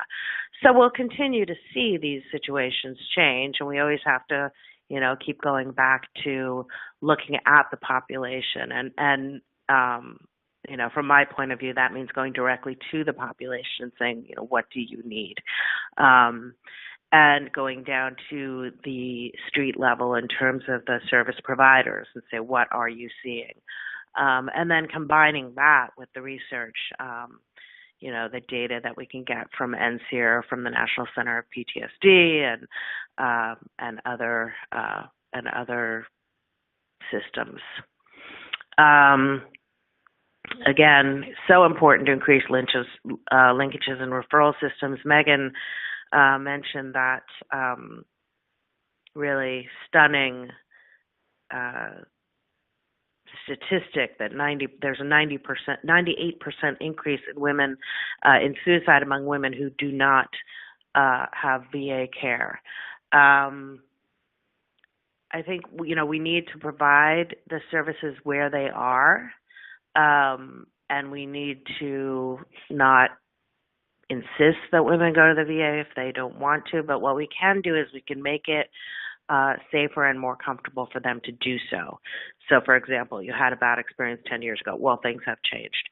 Doing a warm handoff, being able to introduce them to the women's coordinator at your local VA or to someone at the vet center, being able to continue to have a relationship with that veteran while they are navigating those systems. This can be really, really, really important when someone is seeking VA benefits and going through the claims process. It can be a very stressful situation, and knowing what's going on with your client and being able to help them through these linkages, but to shepherd them into the care that is available through the VA and can be very, very good. And of course, applying those culturally informed practices. And for example, if you have a client who is going through the claims process and you know what that experience is like, you know that their comp and pen exam is coming up and therefore they might be a little anxious about it, you can provide that extra care for them. You know that they may have to put together a stressor statement, although those requirements are changing. Or if you're a mental health provider, your notes are very relevant to their mental health care need and ultimately what sort of rating or care they can get from the VA. I think this really goes to that, it's a double-edged sword. On the one hand, we want to shepherd women into the VA, but we don't want to say, we're segregating you to this different system of care. No, we're all a part of the community, and particularly when we think about, the system of care, going beyond specifically mental health or physical health, but to legal needs, housing needs, community needs, faith community, all of that we need to be strong and be healthy. And I think, again, the power of collaborative models, particularly for these hard-to-reach populations. So women, LGBTQ, we really need to hone those relationships. I'm going to talk a little bit about relationships with a specific veteran client, interactions. One that's very important is to distinguish the veteran from the trauma she's experienced.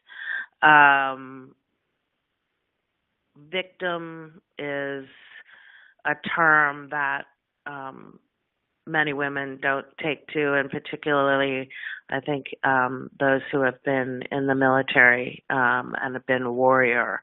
I've encountered this working in other groups, but I think it's particularly important with this group. And so, you can find out how your client or the person you're talking to feels, but generally I tend to call people survivors rather than victims. Another thing is to say a veteran has experienced a trauma. They are not their trauma. They have experienced a trauma. And this is really important, particularly with military sexual trauma, which is not a diagnosis. So certainly I've known women veterans, I've had people say, do you have MST? Do you have military sexual trauma? It makes no sense. But it is the incident, the type of trauma, which may lead to post-traumatic stress disorder and service connection for the PTSD or physical injury related to that. Go on to the next. Some more considerations around working with veterans who survived military sexual trauma, to think about the physical nature of the encounter or the room. Common triggers are touch, the gender of the provider, physical proximity, where are the doors, does someone feel trapped? So sort of, sit down and think about both the physical nature of the room, but also your physicality, and be flexible in terms of thinking about, how that might impact someone who survived sexual trauma, and err on the side of being conservative in your approach. Don't touch unless you're, I just say don't touch. Okay, so let's go on to the next. Once again, thinking about, and we can't ever really get into the head of our, of those that we are relating to, but we can have some cultural competence in order to think about and consider specific aspects of their history that might be having an impact. Trauma is the ultimate loss of control, to the point of such vulnerability, such fear of imminent death, pain. So trying to restore that control of the situation, control aspects that might make someone feel vulnerable, like they're back to the door. Control aspects of just say out loud, you want to restore the feelings of being in control, and to lay out in your relationship that this is something that you want to do, and that you want to provide predictable and respectful interactions, making sure that the veteran knows what the next steps are, and that they are truly in a safe place, and where they're being listened to in a serious way. And of course, that is all about establishing trust. So while you might be having a interaction that can easily be seen as hierarchical, client, provider, lawyer, client, clinician, client. I think you want to sort of even that out and become a person. So, offer some personal details about yourself. Be just, a person, open, honest. And this final one is particularly important for everyone, even if they do have a military background, or a lot of knowledge in the area, that they still might misunderstand what this woman is experiencing. They might have been in a different branch. They might have, we don't know. Or the trauma may have had to do with something that someone's completely unfamiliar with. So to be open to the possibility that you're going to have to ask for clarification, but to not make assumptions, and to make that clear that why you're doing that, why you need the information. Again, this has to do with predictability and control. So what kind of information the advocate needs? If you're in a situation with housing, you need to know the veteran's discharge status, which might have to have impact on eligibility. If someone had a less than honorable discharge status, you might want to refer that veteran to some legal assistance in order to have a change of character of service. Explain what will happen to the information. We follow HIPAA protocols. This is confidential. Or I'm going to ask you to sign this release so that I can get information from your clinician. This will be confidential between me and the clinician and yourself. I'm going to use it to write the statement of your claim. And allow the client to be, to be concerned about that. Again, it's all, when you think about trauma, complete loss of control.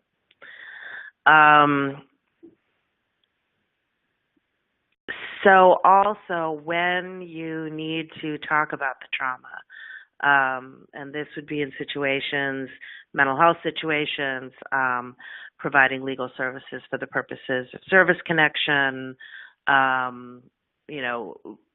make sure that the woman veteran knows that you're going to be discussing that, and be flexible to maybe we're going to talk about that tomorrow, and come back to it, at another time.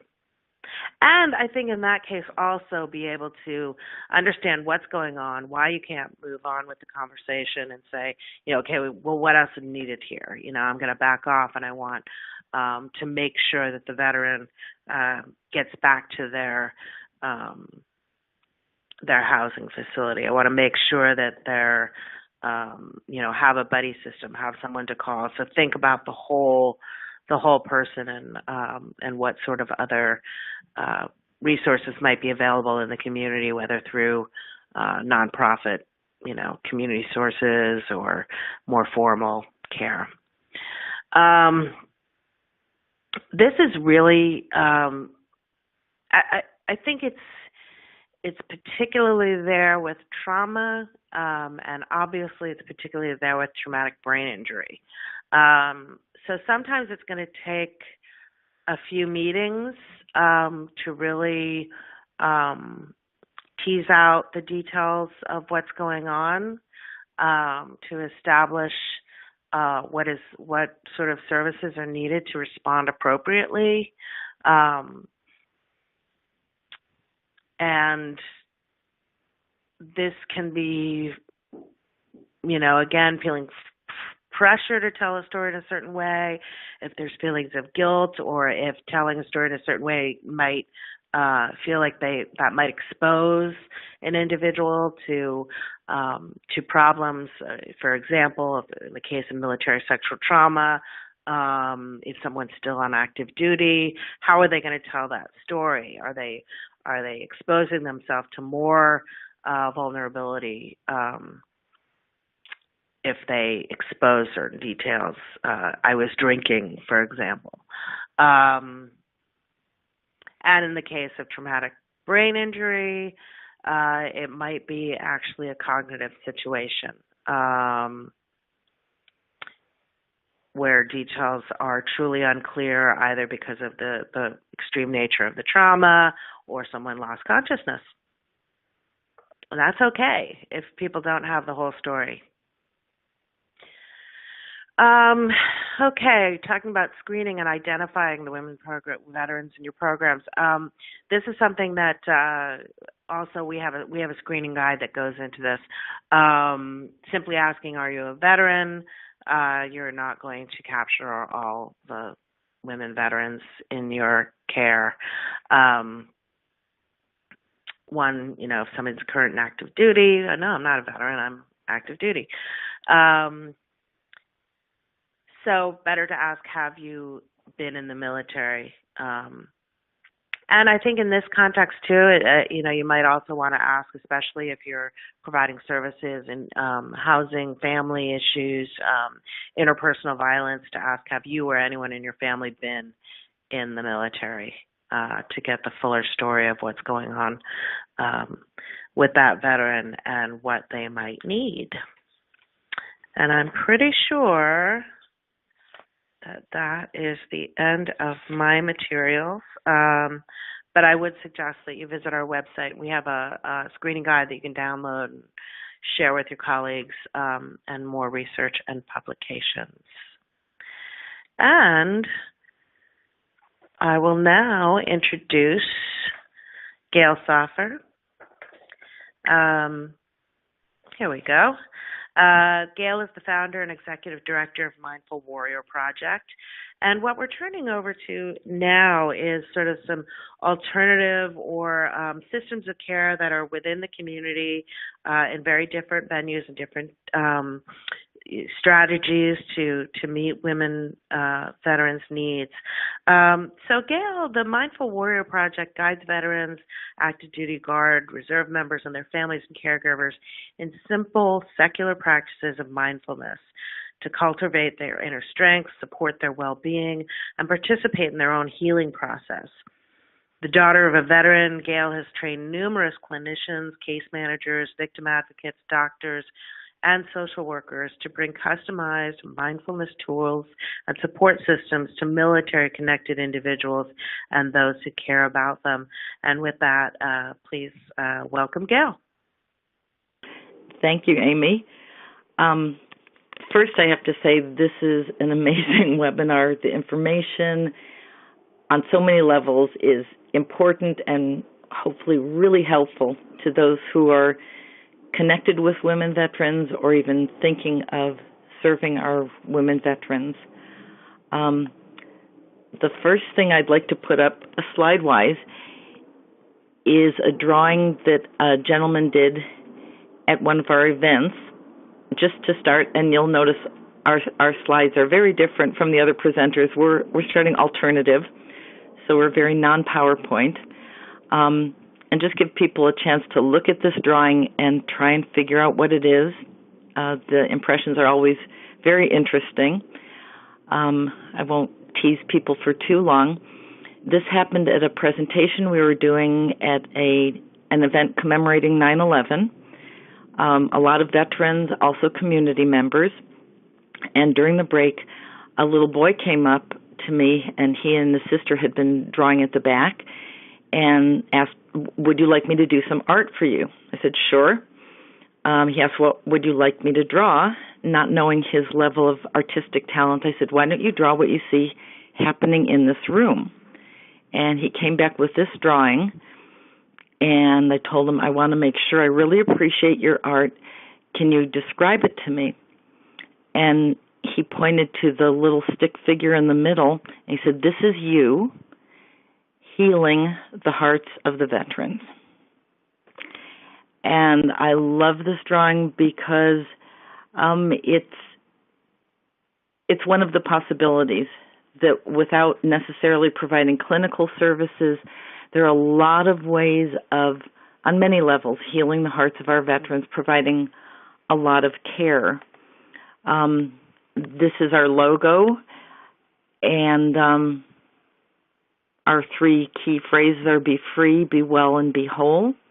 So we're a nonprofit serving the greater Los Angeles area most extensively, covering most of Southern California from Santa Barbara to San Diego, out to the desert cities. And we have pretty much three tiers to our work. The core is teaching very simple secular mindfulness practices to this population. We make it very clear we're neither providing therapy, although there are clinicians on the team. We don't diagnose, we don't treat, we're completely confidential, we don't report to anyone. We're also absolutely not New Age spiritual. A lot of people want to put mindfulness in under the umbrella of spiritual practices or Buddhism. The work we do is very customized to be accessible to a military-connected population. So once we reassure people we're not going to be chanting in a foreign language, we're not sitting on the floor cross-legged with no back support, no incense, nothing that conflicts with any religion or spiritual practice. We watch shoulders lower by a good 2 inches and find openness and a lot more curiosity. And we provide a lot of different mindfulness tools so people are never bored. Doesn't have to do with clearing your head of thoughts, sitting perfectly still. We do all kinds of practices that just bring attention to present moment experiences with openness, curiosity, and lack of judgment. So this is opening up a lot of possibilities. and is the term complementary alternative modalities. We're absolutely complementary to whatever services people are already receiving. We're supporting them in those and actually supporting the individual to participate in healing, well-being, or simply higher quality of life, which avoids a lot of the stigma of mental health care.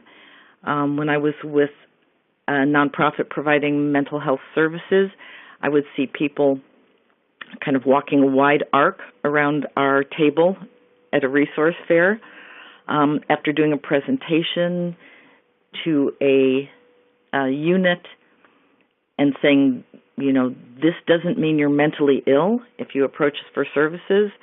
Someone came up to the table to explore a little bit, and a buddy came up and with a good-natured thump on the arm said, "Hey, what's wrong with you? You crazy or something?" So with the Mindful Warrior Project, we're able to avoid that stigma and make care that much more accessible because there isn't the label of I'm broken and I'm needing to be fixed. The second tier of our work is opening up possibilities in another way. I'm actually going to skip this and go back to this slide. We provide wellness areas. So we'll set up a wellness area at a stand-down or an existing event. We also set up our own wellness days where there's nothing else going on. And we're introducing acupuncture, massage, energy work, craniosacral work, a lot of alternative modalities that are not commonly available to our veteran population. And when someone is able to try, let's say, a 20-minute sample of acupuncture, it's free, it's in a very comfortable environment, they see others trying it. We've found amazing responses, and again, openness to other possibilities, especially for the women. We do a lot of these events in clinics or offices of independent practitioners and providing things like hand massage, a little bit of a spa day. Again, possibilities are opened up, and we're able to establish a connection with this population. Often they will back into the actual mindfulness trainings that we're doing, and then often we're able to make a connection with them with a clinician. So it's very creative outreach out in the community. We don't have our own office. We travel throughout the area. We're at vet centers, churches, American Legions, Bob Hope Patriotic Hall downtown, embedded with veteran service organizations, U.S. Vets, and Volunteers of America. So we're quite a bridge. And to introduce possibilities in an environment where someone is perhaps more comfortable and also in a non-clinical setting has proven very effective. And also having crazy hours. We don't have offices. We don't have office hours. So we're very accessible. Weekends make no difference. Even evenings make no difference. And as a result of that, people have approached us. I've gotten a call on a Friday afternoon from a woman saying, I've never worked with you, and, I don't really know you, but I've heard about you, and I'm about to be homeless with my kids over the weekend. All the agencies have closed down. Can you help? So somehow being the bridge between more formal agencies and more clinical agencies, and also legal, housing, employment agencies, I think we're seen as a warm, open door.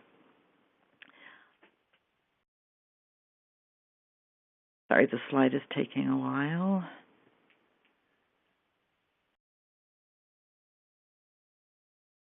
Well, I'll go to this because it's appearing in the series. One of the things we're also able to do is, and this was mentioned, and I really appreciated this, is really meet the women veterans where they are, to apply that cultural competency and avoid some of the issues that we've heard repeatedly from the women veterans. Approaching the VA for services, they're asked, where's your husband or son or father, or they're called Mr. So we're right there with them and assuming if they're coming to us, they are the military-connected person, and recognizing their strengths, what they've been through, and really honoring that.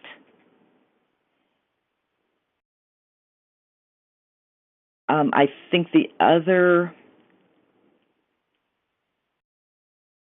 thing with that is being seen as peers. Again, although some of the members of the team are clinicians, the work that we're doing is outside of clinical work, and it's more on a level basis. So when we're going through the mindfulness practices, we're participating. We're doing the 2-word check-in and 2-word check-out with people and speaking from experience, either as veterans or people who have had a mindfulness practice for decades. So being on a more level basis and not having to have the professional distance has resulted in, especially the women, opening up and sharing things. Women in tears saying, I don't know why I'm saying this. I've never talked about my military sexual trauma before, especially not in a group, and especially not in a group with my perpetrators, but I feel safe. I feel like I'm protected here, and here's my story. And opening up then possibilities for really dealing with that and being accepted as a whole human being.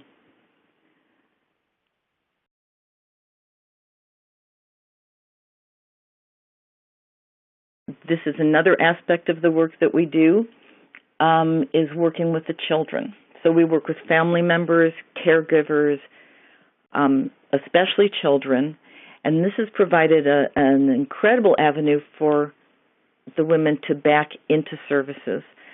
A huge issue with women receiving services is child care.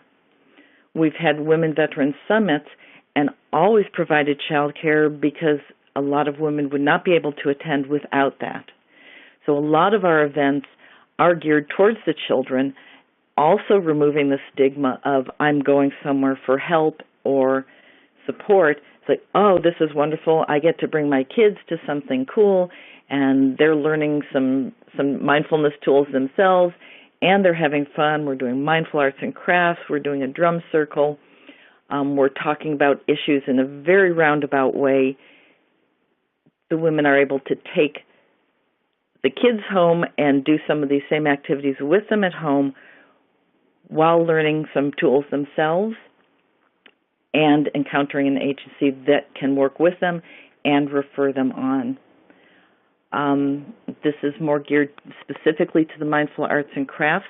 We've also found that there are a lot of women veterans who are caregivers to grandchildren, and a lot of effort is being made these days to keep children out of foster care by encouraging family members to be their caregivers. So we're finding a lot of female veterans hidden, but in this category, and by providing activities, enriching, meaningful activities for the children and the caregivers, again, opening possibilities and starting a really beautiful process. We're very careful to provide safe environments, not just for the children, but again, it was mentioned, whose back is to the door, who can see what exits, and empowering people, returning control. When that was brought up, I just started grinning, because when you're dealing with trauma and when you're trying to encourage people to come and accept what is rightfully theirs in terms of care and support, to not have them again feel like a victim, but this is for you, and this is fun, and this is for your family, and this is for your service providers. Come and enjoy. We get it. You're safe, and we're moving forward together with strength. The final tier of our work is establishing camaraderie and doing exploration, not just with mindfulness practices, not just with alternative healing modalities, not just with arts and crafts, but with the arts. So we go on a lot of excursions. We partner with the Los Angeles Opera. 150 veterans and family members just attended the presentation of Carmen. We go to the Pageant of the Masters, sporting games, art exhibits, films. Basically, you're in a safe group. Even if you have a meltdown, people will circle the wagons, keep you safe, won't judge you. You're protected. We get it. And we're all moving forward, exploring so many possibilities to have a really enriching life. So I hope this helps, just provides a sample of a number of ways of accessing this population, providing some creative care, and connecting with other agencies, because we are so much the back door into services. And because of our collaboration with so many other agencies, we can provide the warm handoff and be a safety net in addition to whatever other services are available. And because of our situation, no specific location, no specific hours. We serve veterans from any era, regardless of type of discharge, and our services are free. So I hope this was helpful, and I'll pass it back to the moderators. Wonderful. Thank you. And I think also one of the last things you mentioned about being the a conduit to services. So this might be something that's appealing because it's fun for the children, it's relaxing, but then when people get to talking to one another and feel safe, and then could be feel like it's okay to to pursue other services in the community and really address their health and other needs is wonderful. So I'm going to introduce Vanessa Reyna. Vanessa is a supervisor of Sexual Assault Victim Services Program for Community Service Programs Victim Assistance Programs. Wow, that's a mouthful. As the supervisor of the program, Vanessa provides 24-hour response, advocacy, and counseling to sexual assault victims in Orange County. Vanessa began working at the Orange County District Attorney's Office in the Sexual Assault Unit as a victim's advocate, working with sexual assault victims of all ages, as well as with law enforcement, social services, and the Orange County District Attorney's Office, as well as court personnel. Vanessa is also part of the Orange County Crisis Response Team and assists on an on-call basis during and after work hours, so important in providing support to victims of various crimes immediately after the crime has occurred. Vanessa works as the manager of Project HER, which stands for Heal, Engage, and Respond, a program designed to provide counseling and support for women, veteran survivors of military sexual trauma. Project HER is the first sexual assault program for women veterans in Orange County. And thank you and welcome, Vanessa. Thank you so much, and thank you everyone who's been patiently waiting and listening to all this information. I always like to throw out there that I don't consider myself an expert. I am one here learning as well as everyone else, and I think united together we're all here for the same goals and same learning objectives. And so, I appreciate everyone sitting and participating by listening in. And from there, we'll get started. So as mentioned, my name is Vanessa Reyna, and I supervise sexual assault victim services here in Orange County. And we essentially are the Rape Crisis Center of Orange County. And we operate servicing survivors of sexual assault from the beginning, whether it's they're looking for information, client services in terms of counseling, our 24-hour hotline, any type of forensic exam accompaniment, law enforcement interview accompaniment, support, informational services, all the way through in the event that it becomes a filed prosecuted case. We do all of the accompaniment. We provide services to all survivors who are participating in a trial, whether they're victims who have charges filed through their victimization, or even if the statute of limitation has run out and they're coming in and supporting another client with the same perpetrator, all of our services are provided to them as well. They are all free. And providing all of these services here in Orange County, we came across a good amount of clients that were identifying as veterans or who were active duty in the military and had experienced some sort of sexual assault, whether it was while they were going through boot camp, while they were, overseas, or prior to them entering into the service. The opportunity came up in order for us to put in for a grant, and we were awarded the grant, and as a result, we created our sister program, which is Project Her, and that really was with the intent of tailoring the services that we can provide to survivors of sexual assault to those who are specifically involved some sort in the service, recognizing that the trauma that they're exposed to is a little bit different, as everyone has mentioned, also with sometimes the reluctancy to accept services from other organizations that are affiliated with the military or with the service.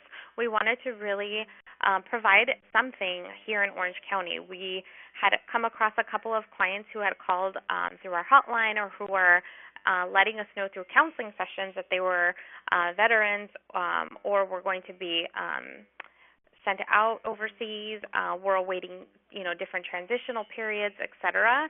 And when we would try to find local support for them here in Orange County, we weren't finding that. Luckily we were able to be awarded these funds and create this program that we have been able to maintain. So Project Her, for us, is, again, our goal was to provide to, in a nutshell, the heal, engage, and respond. So we wanted to build a capacity to serve women veterans who have been survivors of sexual assault and or military sexual trauma. We wanted to engage the community by increasing awareness of available sexual assault services to the veteran community as well as their loved ones. And we wanted to respond to this issue. We wanted to alleviate the trauma and devastating effects of military sexual trauma and any other form of sexual assault. And we were fortunate in terms of having already experienced working with survivors of sexual assault. We've been the ongoing Rape Crisis Center of Orange County for many, many years, and all of our staff are experienced and trained in responding to that type of trauma. But we did, despite that, have obviously some obstacles and barriers that we needed to face in order to truly tailor our services to our population.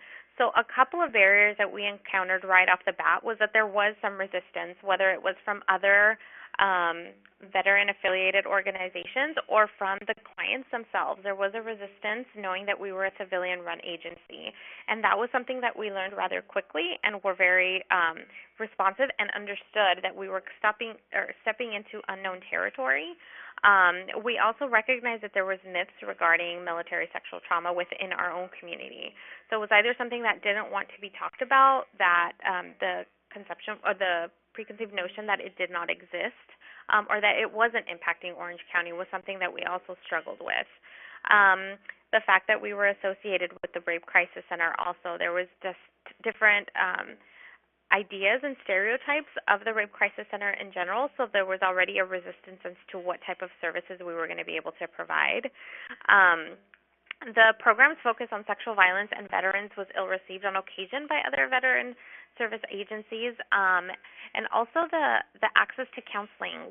Our offices are not, our addresses are not necessarily publicized so that we don't have a drop-in center. We have our crisis hotline, and our preference is to assist someone via the hotline if it's an immediate crisis, and or provide them with the services, and then schedule an appointment for the fact that our counselors have clients and scheduled appointments. So if we have someone walk in, we may not have someone available to see them for a couple hours, which is why we don't have a drop-in center, which was also frowned upon within the veteran community. We're geographically challenged. We have no local base. We have no SARC here. We are right in between the LA area or Long Beach and San Diego. So we found it a little bit challenging to have someone to connect with here locally, as well as funding to support this program. We were fortunate with that grant that we did receive, but other than that, we really weren't sure how we were going to upkeep if we ended up having a lot of clients, or what our goal was going to be long-term in terms of what would happen with Project Her. A couple of other issues that arose was we were struggling with getting our name out. Again, that networking piece, because all of our collaborative partnerships were in one direction, we were struggling to try to get our foot in the door within the veteran community. Also, the other struggle we had was that clients were not coming back after that first session. They either were not ready, they were struggling with a lot of the situations and struggles that were mentioned in other presentations in terms of whether it was PTSD, the homelessness issue. They didn't have a support system here in place. They were kind of bouncing back from places, so they weren't stable here in Orange County, so it was challenging to get them to want to come back or to commit to another session. And it was just a very, very different. We also were learning that we were not familiar with a lot of the language, whether it was SARC or different military terminology, and even we had a couple of clients who were very honest and forthcoming with us about referring to the survivors again as somebody else had mentioned, as not as victims but as survivors, which is something we already had done through our Rape Crisis Center education. That was something that we had already implemented in practice, but they even still struggled with the term survivor because that had indicated that at some point they had been a victim and didn't want to associate with that because they associated it to being weak.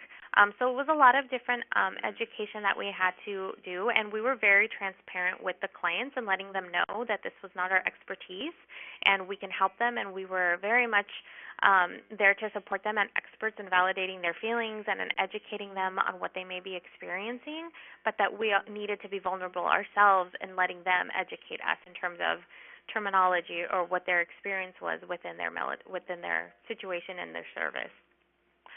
One other thing also was, which was something very simple, was that a lot of our information, when we would have conversations with them or when we would educate about our services, they were very adamant about having us refer to them as women veterans and not female veterans. For them, for a couple, they shared that they felt that was almost like a derogatory term, and they wanted the title of women veteran. So again, these are just a couple of our learning lessons that I'd like to share with everyone else, just in the event that someone's organizing a program, a fundraiser, and just, again, our experience hopefully can help someone else thrive and not have to hit the same bumps in the road that we did. So part of the adapting of our program that we did to support the veteran need was we had to build culturally appropriate material. We created a completely new brochure.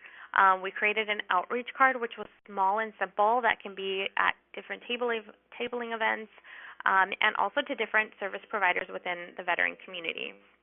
We provided training evaluations also. We did a couple of different trainings within the veteran community, and we really left them anonymous and said, please give us the feedback. We need to learn. And again, they were our best teachers at that moment to really learn and understand what they needed at the moment from us.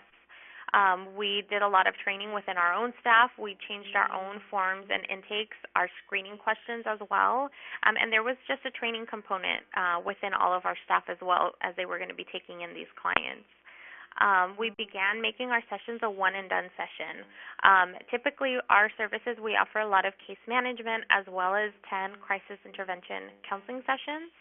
And for this, we realized that throwing that number out was almost intimidating.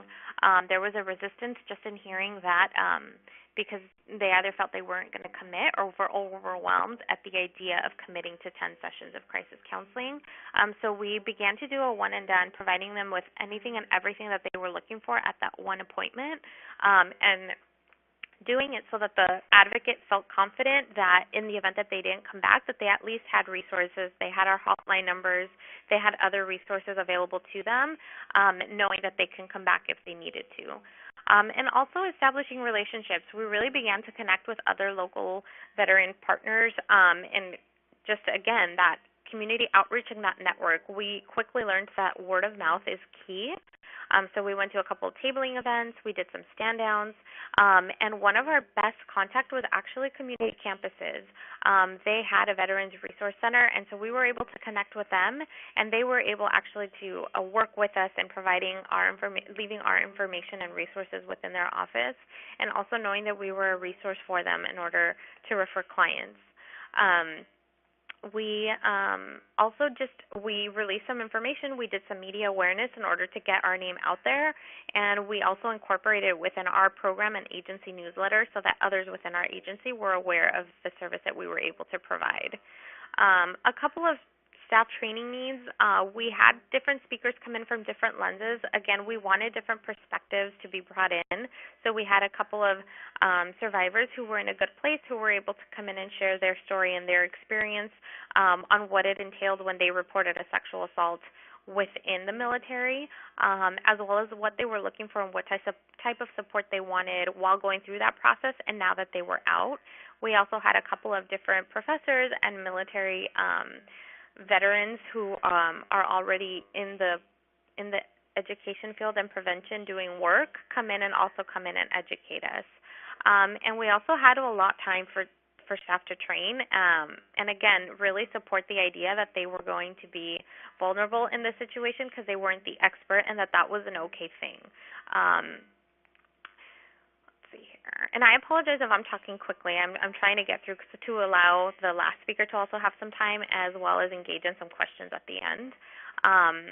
But again, this will be up after if you want to go back and refer to the notes or hear all of us again. So the other thing that one of the biggest feedback advice that we got from our clients through Project Her was to involve a veteran program. They said that oftentimes they did come to us because we were a civilian-run agency, but we're still looking for that camaraderie with another veteran. So what we decided to do was to open up our volunteer pool from our Rape Crisis Center and encourage anyone who was already whether it's someone who was a veteran or who had familiarity with the service, to come on in and train and be open to volunteering and creating a robust volunteer program through mentorship for Project Her. So we actually have a list of trained Rape Crisis Center advocates, volunteers who consistently volunteer through our Rape Crisis Center, available to provide that peer support and one-on-one to a veteran in the event that the veteran has disclosed that that's something they want. What we've come to learn now that we've had this going on for a couple years is that they initially say that is something that they want. We offer all of our services, and they become very receptive. They have an advocate who's assigned to them. They start to do the crisis counseling, and after a while, they come to say, you know what, I'm in a good place. I think I needed to hear that and know that was an option available for me. But in the moment, now that I'm able to understand and have accepted the counseling, I feel good with just my advocate. But we still have, this volunteer opportunity available to them in the event that they do say that they want to utilize it. We recognize that it's something that is a unique service that we can provide to clients of Project Her. And so our model is very much a trauma-informed care model. It's strengths-based framework that is grounded in understanding and responsiveness to the impact of trauma. We recognize that this is something that's very important because the trauma that one has experienced by being a veteran is completely different, and then you compound that with a sexual assault, and we recognize that this is an approach that we need to take when we're sharing and implementing our services with these clients. So we have 8 foundational principles when working with women veterans that we have seen that have worked well with us, and we've adopted them into our work within Project Her, is understanding trauma and its impact. That's, they've experienced trauma through their sexual assault, and oftentimes they've also had to be put in that position where it's fright, flight, or freeze. They're exposed to trauma and they reacted a certain way, and if it's within while they're in the service, they have to keep going. The day-to-day function and tasks are typically, from what we've heard from our clients, it's still an expectation, as well as the fear of what to expect, whether they want to report or not. So recognizing that trauma and the impact, the consequences that come with the trauma that they've been exposed to. Also promoting safety. A lot of the clients, they are going through PTSD and different results due to the trauma that they've been exposed to. And so really letting them know that they're safe, practicing grounding techniques, reminding them, creating safety plans to ensure that they really are feeling that they are safe. Ensuring cultural competence. Again, understanding their culture and recognizing and being okay with throwing out there that it's different, and their experience in their assault is very different than one of someone else, and letting them know that it's okay and that our services are still available to them. We don't need to be experts on everything regarding the military or what it means to be a veteran to support them and be able to be that advocate and that voice for them. Also supporting consumer control, choice, and autonomy. We recognize that there needs to be a systematic coordination of general and behavioral health care, integrating mental health, substance abuse, and primary care.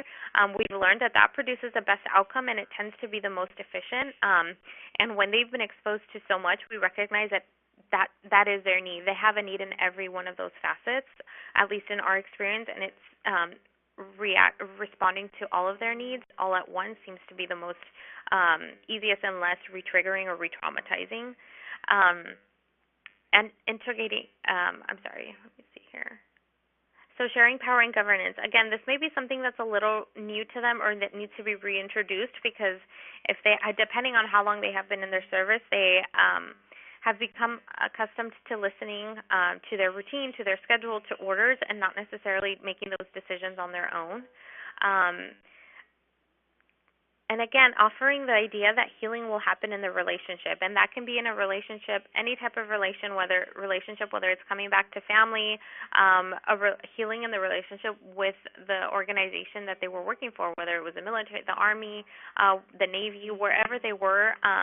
Oftentimes they have expressed a struggle because they have this sense of loyalty and pride to be part of this family, but there's anger or hurt, a sense of betrayal, and letting them know that healing can happen and that they can still experience different feelings, whether it means mourning the loss of the idea that they had of their organization, or really embracing the idea that this was a bump in the road and it's okay to heal and to still have those feelings towards their organization.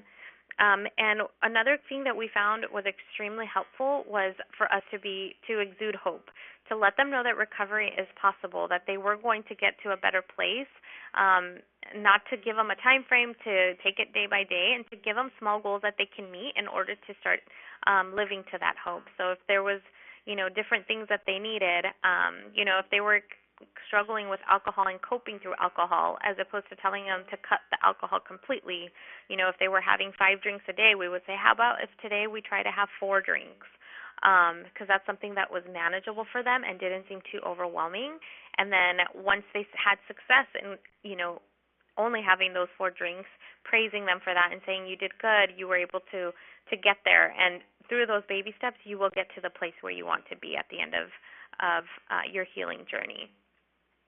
So again, for us, a couple of the experiences that we had with the counseling was that we had to transition into a one-and-done session. The most common that we had was about 1 to 3 sessions with them, and that was after providing some crisis intervention, some psychoeducation, and then linking them up to another either long-term therapist or another resource. The clients typically were coming in with a history of sexual assault. And for us, a lot of them were assaulted within their service, but also prior to and going into their service, or as soon as they were out of their service. So what our intakes for us looks like, we really, again, educated the clients of our process. We were very transparent about our services, what we could and could not do, the fact that we were not mandated reporters, but that we could accompany them in reporting, and just, letting them know of all the services that were available to them, and really setting up goals to hear what they were looking for and why they were calling, and what we can give them right then and there to help them start the process into getting to the place that they wanted it to be. We were able to provide clients with normalizing their reactions to their stress as well as their trauma. We provided psychoeducation. They had experienced trauma and were not the trauma, as was mentioned. So that was something that we really had to start to educate them on and really let them know that what they were experiencing was normal. Many had never heard that before. They were always told to suppress a lot of their feelings or to just keep on coping and getting up every day and going day-to-day tasks, however possible. And so they didn't know that it was okay to take a moment to stop, to have all these reactions, that it was normal to get depressed, to cry, to turn to, unhealthy coping skills. That was the first time many had heard that. So for us, it was really an empowering thing for them, because once they were understanding what their brain and their body was doing, it gave them a sense of empowerment because they were connected with their brain and body, and that was something that they hadn't done in a long time. That really helped to establish our rapport and build our relationship in order for them to trust us, whether it meant coming back or utilizing our hotline. Again, most of the times they came back for 1 to 3 sessions. I want to say the average was about 3, but they felt that comfort level in being honest and open. We also provided them with an intake, and it was based off of our rape trauma syndrome. Again, our expertise and what we're trying to really provide crisis intervention towards is that sexual trauma that they're experiencing. We recognize that they have a lot of other compounding traumas, but our expertise was with the sexual assault, and oftentimes addressing that sexual assault was key in getting them stable to then tackle on all the other underlying issues that they had going on. So I wanted to provide a couple case studies that I felt were helpful. We had a client who she was self-referred. She came to us through our hotline and was looking for counseling appointments. She shared that she was no longer an active duty member, but her experience was that she did report her sexual assault through the military system. It was going through court, and ultimately the perpetrator was found not guilty. She had a couple of different issues. She felt she was going through the trauma, PTSD of going through the trauma of being a survivor of sexual assault, as well as feeling re-victimized, and almost had more resentment towards the fact that he was found not guilty and that nothing was done to her perpetrator. So she was coping unhealthy through alcohol. She was trying to control her feelings and her emotions as well. She had frequent disassociation and nightmares. She was depressed and unable to concentrate. And so she came to us with this need. She was, for her, based off her experience, she was unable to get accepted into the military treatment program for sexual assault. She said that she was put on their wait list, and again, these were her words. She let us know that she wasn't a priority or an urgent need, which is why she was turning to us, as she felt that, she was spiraling very quickly. And right here we have her intake. With her permission, she allowed us to share this without sharing her name. But really it's, and I know it's really small to see, but it's our intake that we use with clients. It's their own self-assessment, whether it's, how they're feeling overly emotional. Do they feel suicidal? Are they able to express themselves? Do they feel anxiety? And we have them rate themselves. And it's something that we also do at the beginning when we're doing that intake. It helps us gauge if the client is appropriate. Again, we're not licensed long-term therapists. We're crisis counselors, and we're there to help ground them in the current situation and the current crisis to get them stable enough in order to be ready and open for a long-term therapy if that's the appropriate next step for them. And in seeing this and then seeing her closing out session, I mean, she completely transitioned, and although she was still feeling a lot of anxiousness, nervousness, anger. She was still going through a lot of different feelings. She also expressed that she now can articulate her feelings. She was now able to vocalize what she was feeling and to accept the fact that she was feeling these things in the moment and then address what to do now that she's feeling those things. She is one of our success stories through Project Her. And she really helped once she got into that good place to provide us with a lot of feedback, which is how we structured a lot of our program.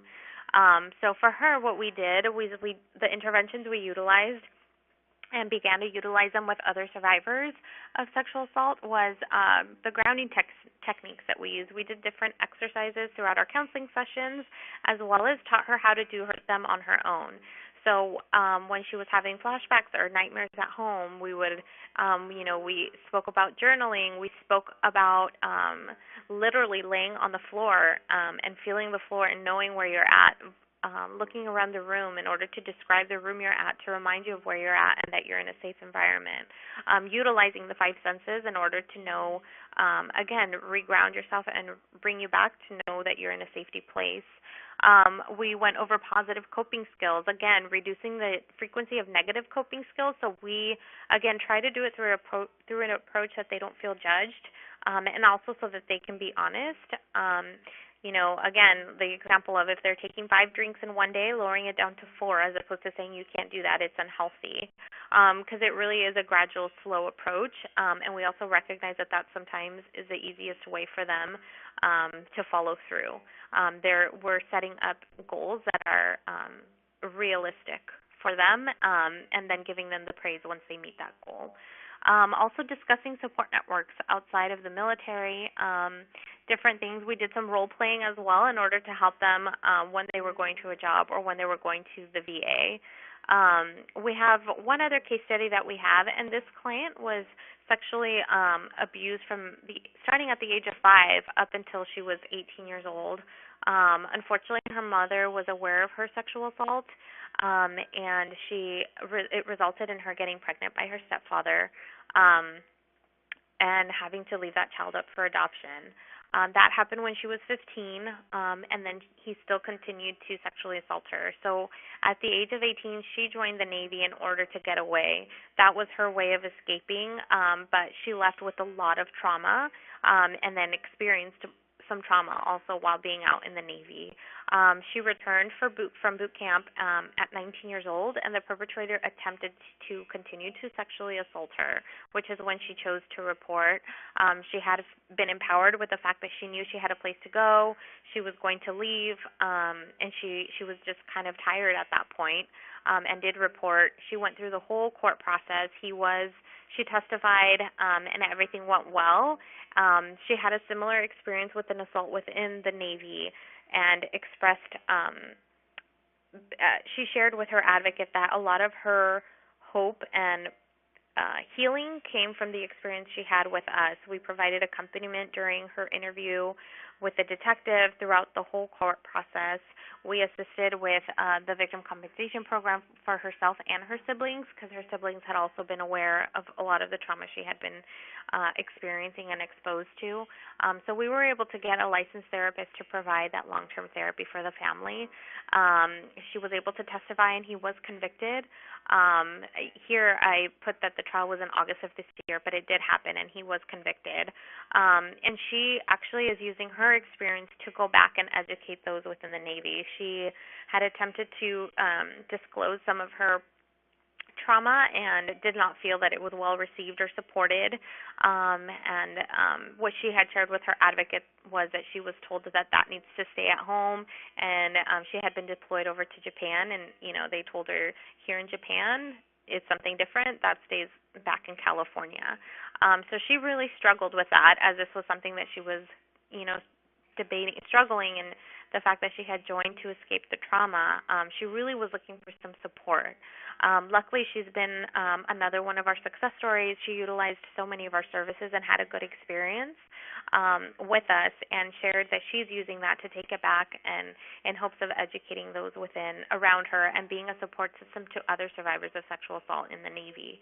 And that's something that also that I am sharing, because that's something that we've also heard, that they recognize that sometimes it's a large, beast that we're dealing with in trying to change this idea and rape culture in general, whether it's within the veteran community or not. So tackling that, one can get very defensive, and it's not to say, that this is going on with everyone who's within the service, but it's a high enough percentage that, little by little survivors are speaking out and bringing awareness to this issue.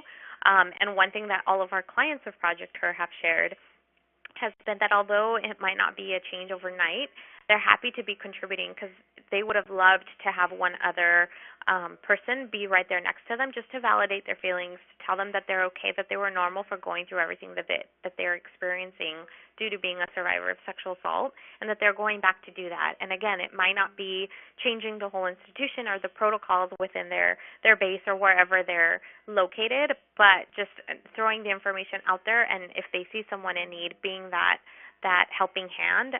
They felt good knowing that they had the experience they had with us in doing that. So again, I apologize if I spoke quickly, but I was trying to be mindful of the time. I do have my email on there. That is our crisis hotline number as well, if anybody wants to utilize that in order to share that with any Orange County survivors of sexual assault.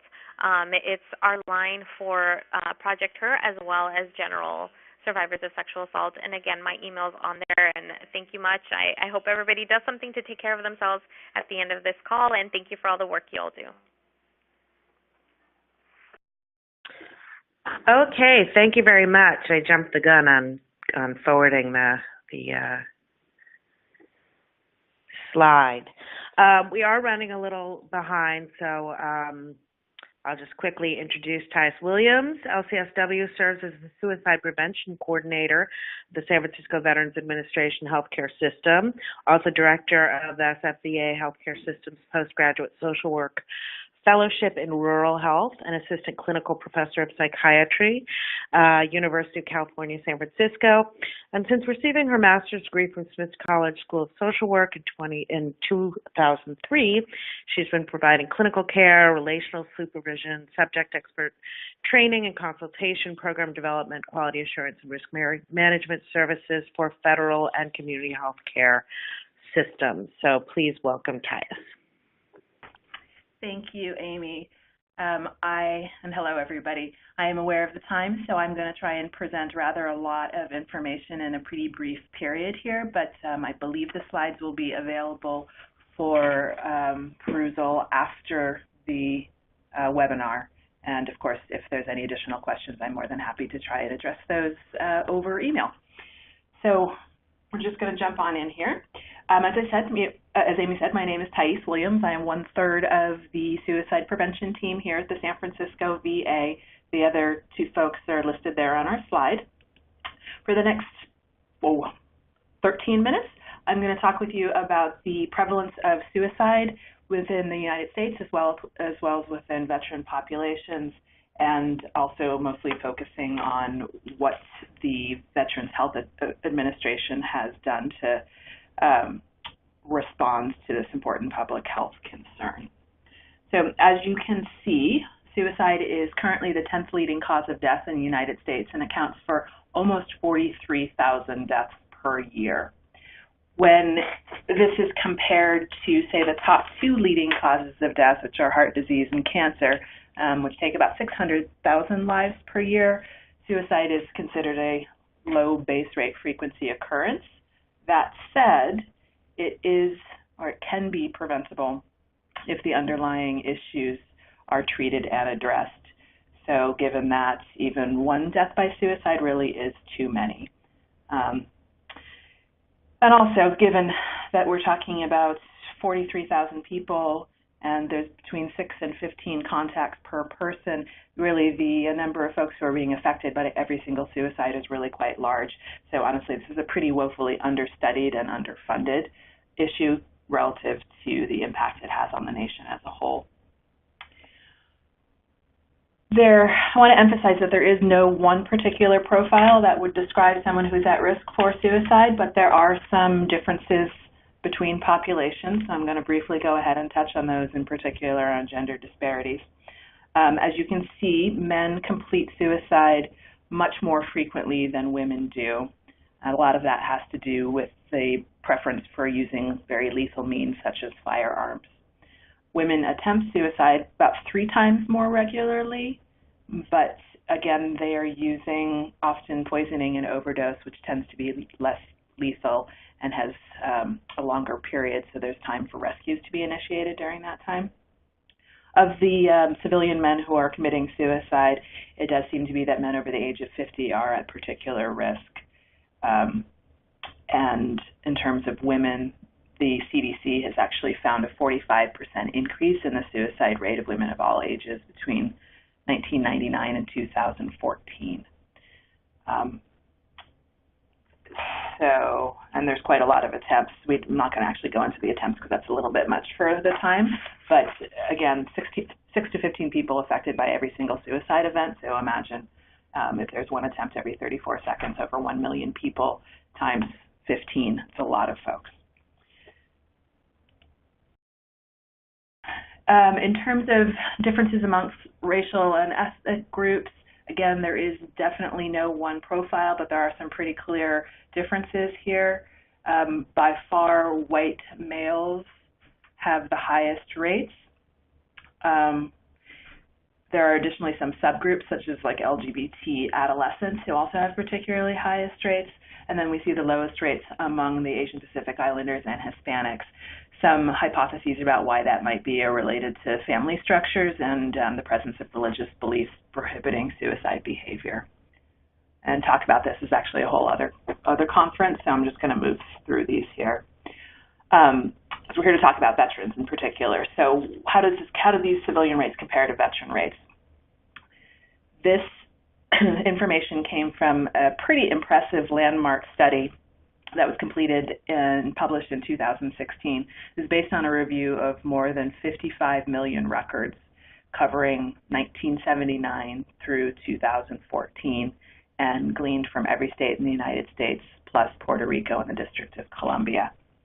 And what the study found was that between 2001 and 2014, the average number of veteran suicides per day has dropped from 22 to 20. But I want to caution us on how we interpret all of these statistics and data because there's also been changes in the population that have occurred. So, for example, while the rate has increased, the overall number of veterans in the U.S. has decreased. Oh, sorry, what happened here?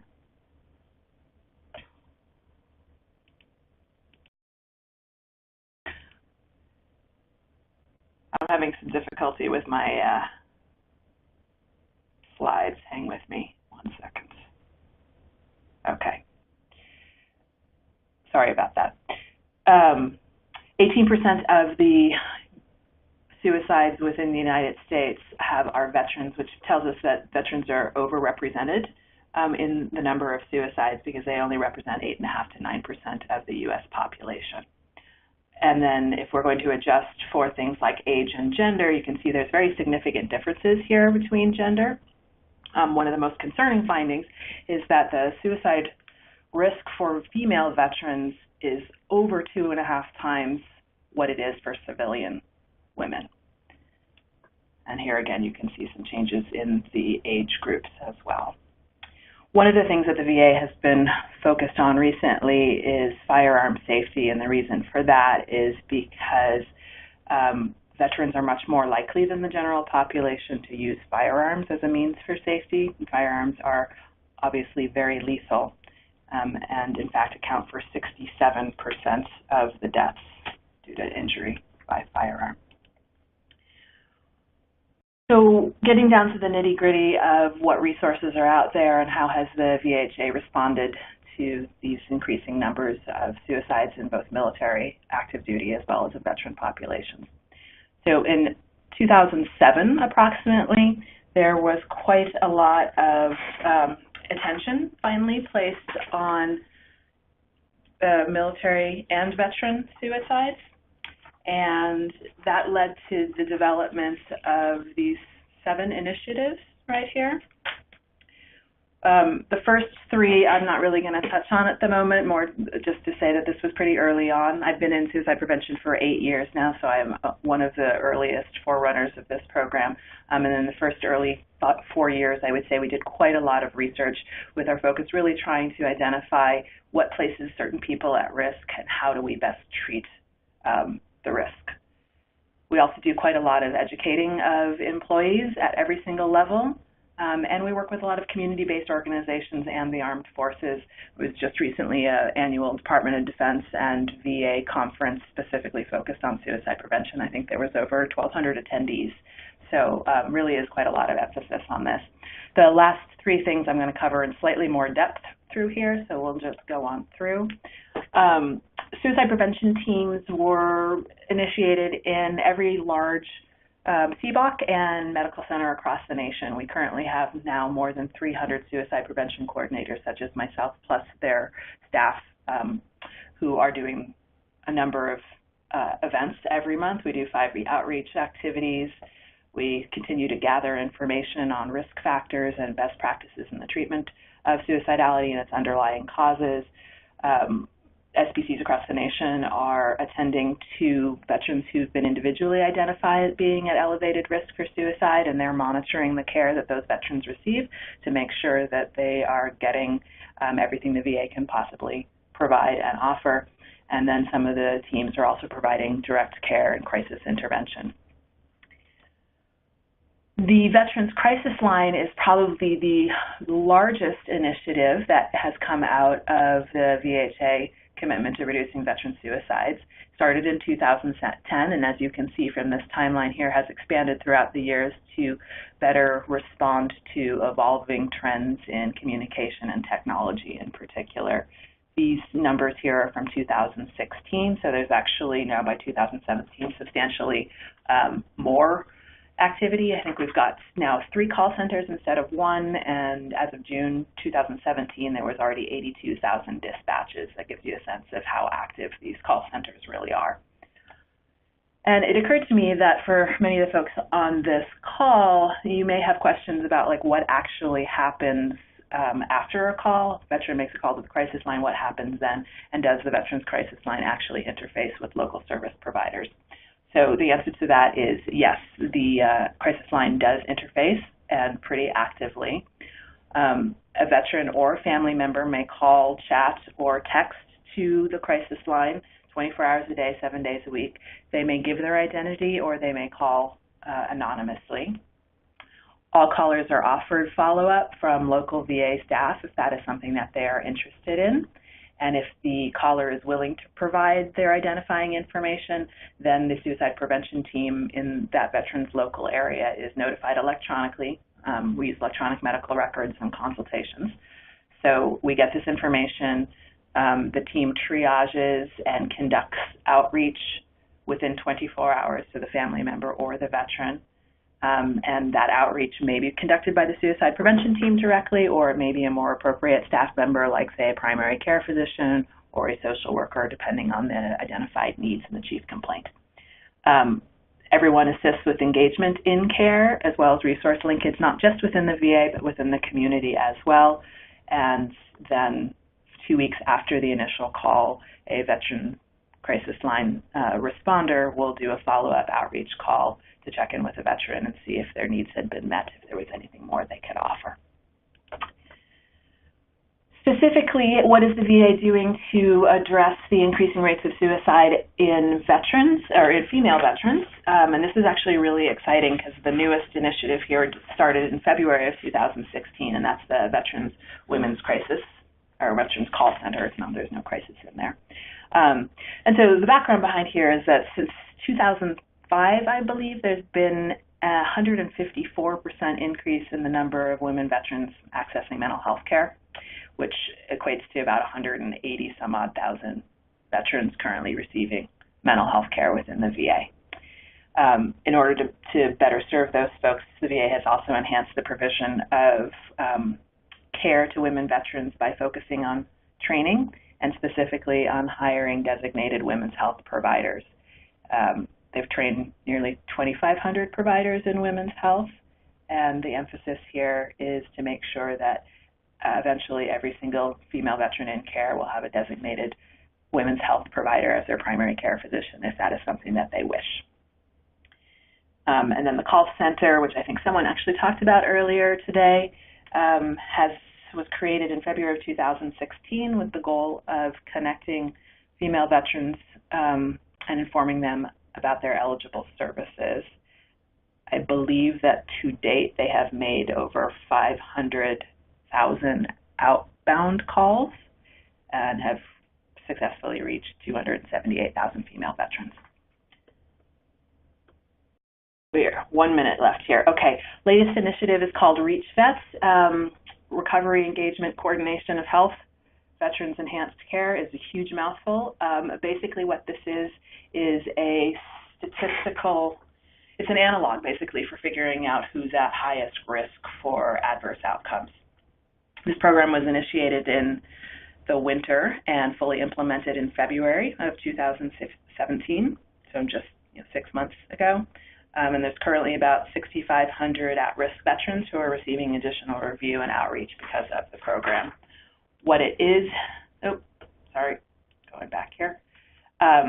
What it is basically is a predictive analytics algorithm that quantifies statistical risk, which is different than clinical risk. So some of the patients who are going to be identified through this may never have endorsed suicidal ideation or may never even have thought about it, but they have complex care needs that place them at increased risk for external cause mortality, hospitalization, illness, suicide, and other adverse events. The idea behind here is if we can identify folks early on, then we can provide outreach and preventative care to stave off future crises and decrease the acuity of subsequent concerns and issues. I have quite a number of resources to share with you folks. I'm not going to go through them all because we are out of time.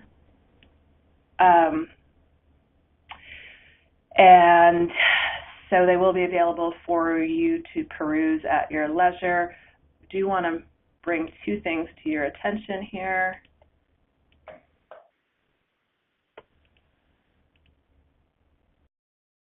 So the Coming Home Project and Give an Hour, these are national resources that are in the community. I'm sure you all have heard that the VA is having some difficulty meeting all the mental health needs of the veterans that are in care with us, and so we've been very creative in how to leverage community resources and collaboration with the VA providers. These are two great projects that I'm really excited about. The Coming Home Project in the Bay Area provides individual and family therapy, but nationally they provide these amazing retreats at no fee for the veterans. They are specific for OAF and OEF vets. Give an Hour is for all veterans. You have to have served in theater, and this is basically a number of private practitioners who pro bono will provide mental health services to veterans and their families in need. Okay, and with that, I'm going to go ahead and sign off and say thank you very much for all of your time and attention. I really appreciate including me in this webinar. All right, well, thank you. And we did have a lot of information, and we have gone over. I do want to say that we're not going to do the questions, but we will archive them, and we're going to send you all an email which will have the answers to the questions that people have proposed, any follow-up materials, a link for your continuing education certificate, and also you will have the PowerPoint slides so you can look through those resources yourself and perhaps, print them out and have them on hand in your office or give them to colleagues. I want to once again thank all of our presenters, and we do have an evaluation we hope you will complete. It really provides us with helpful feedback. Thank you for all your time, and have a great day. All right. Thank you. Bye-bye.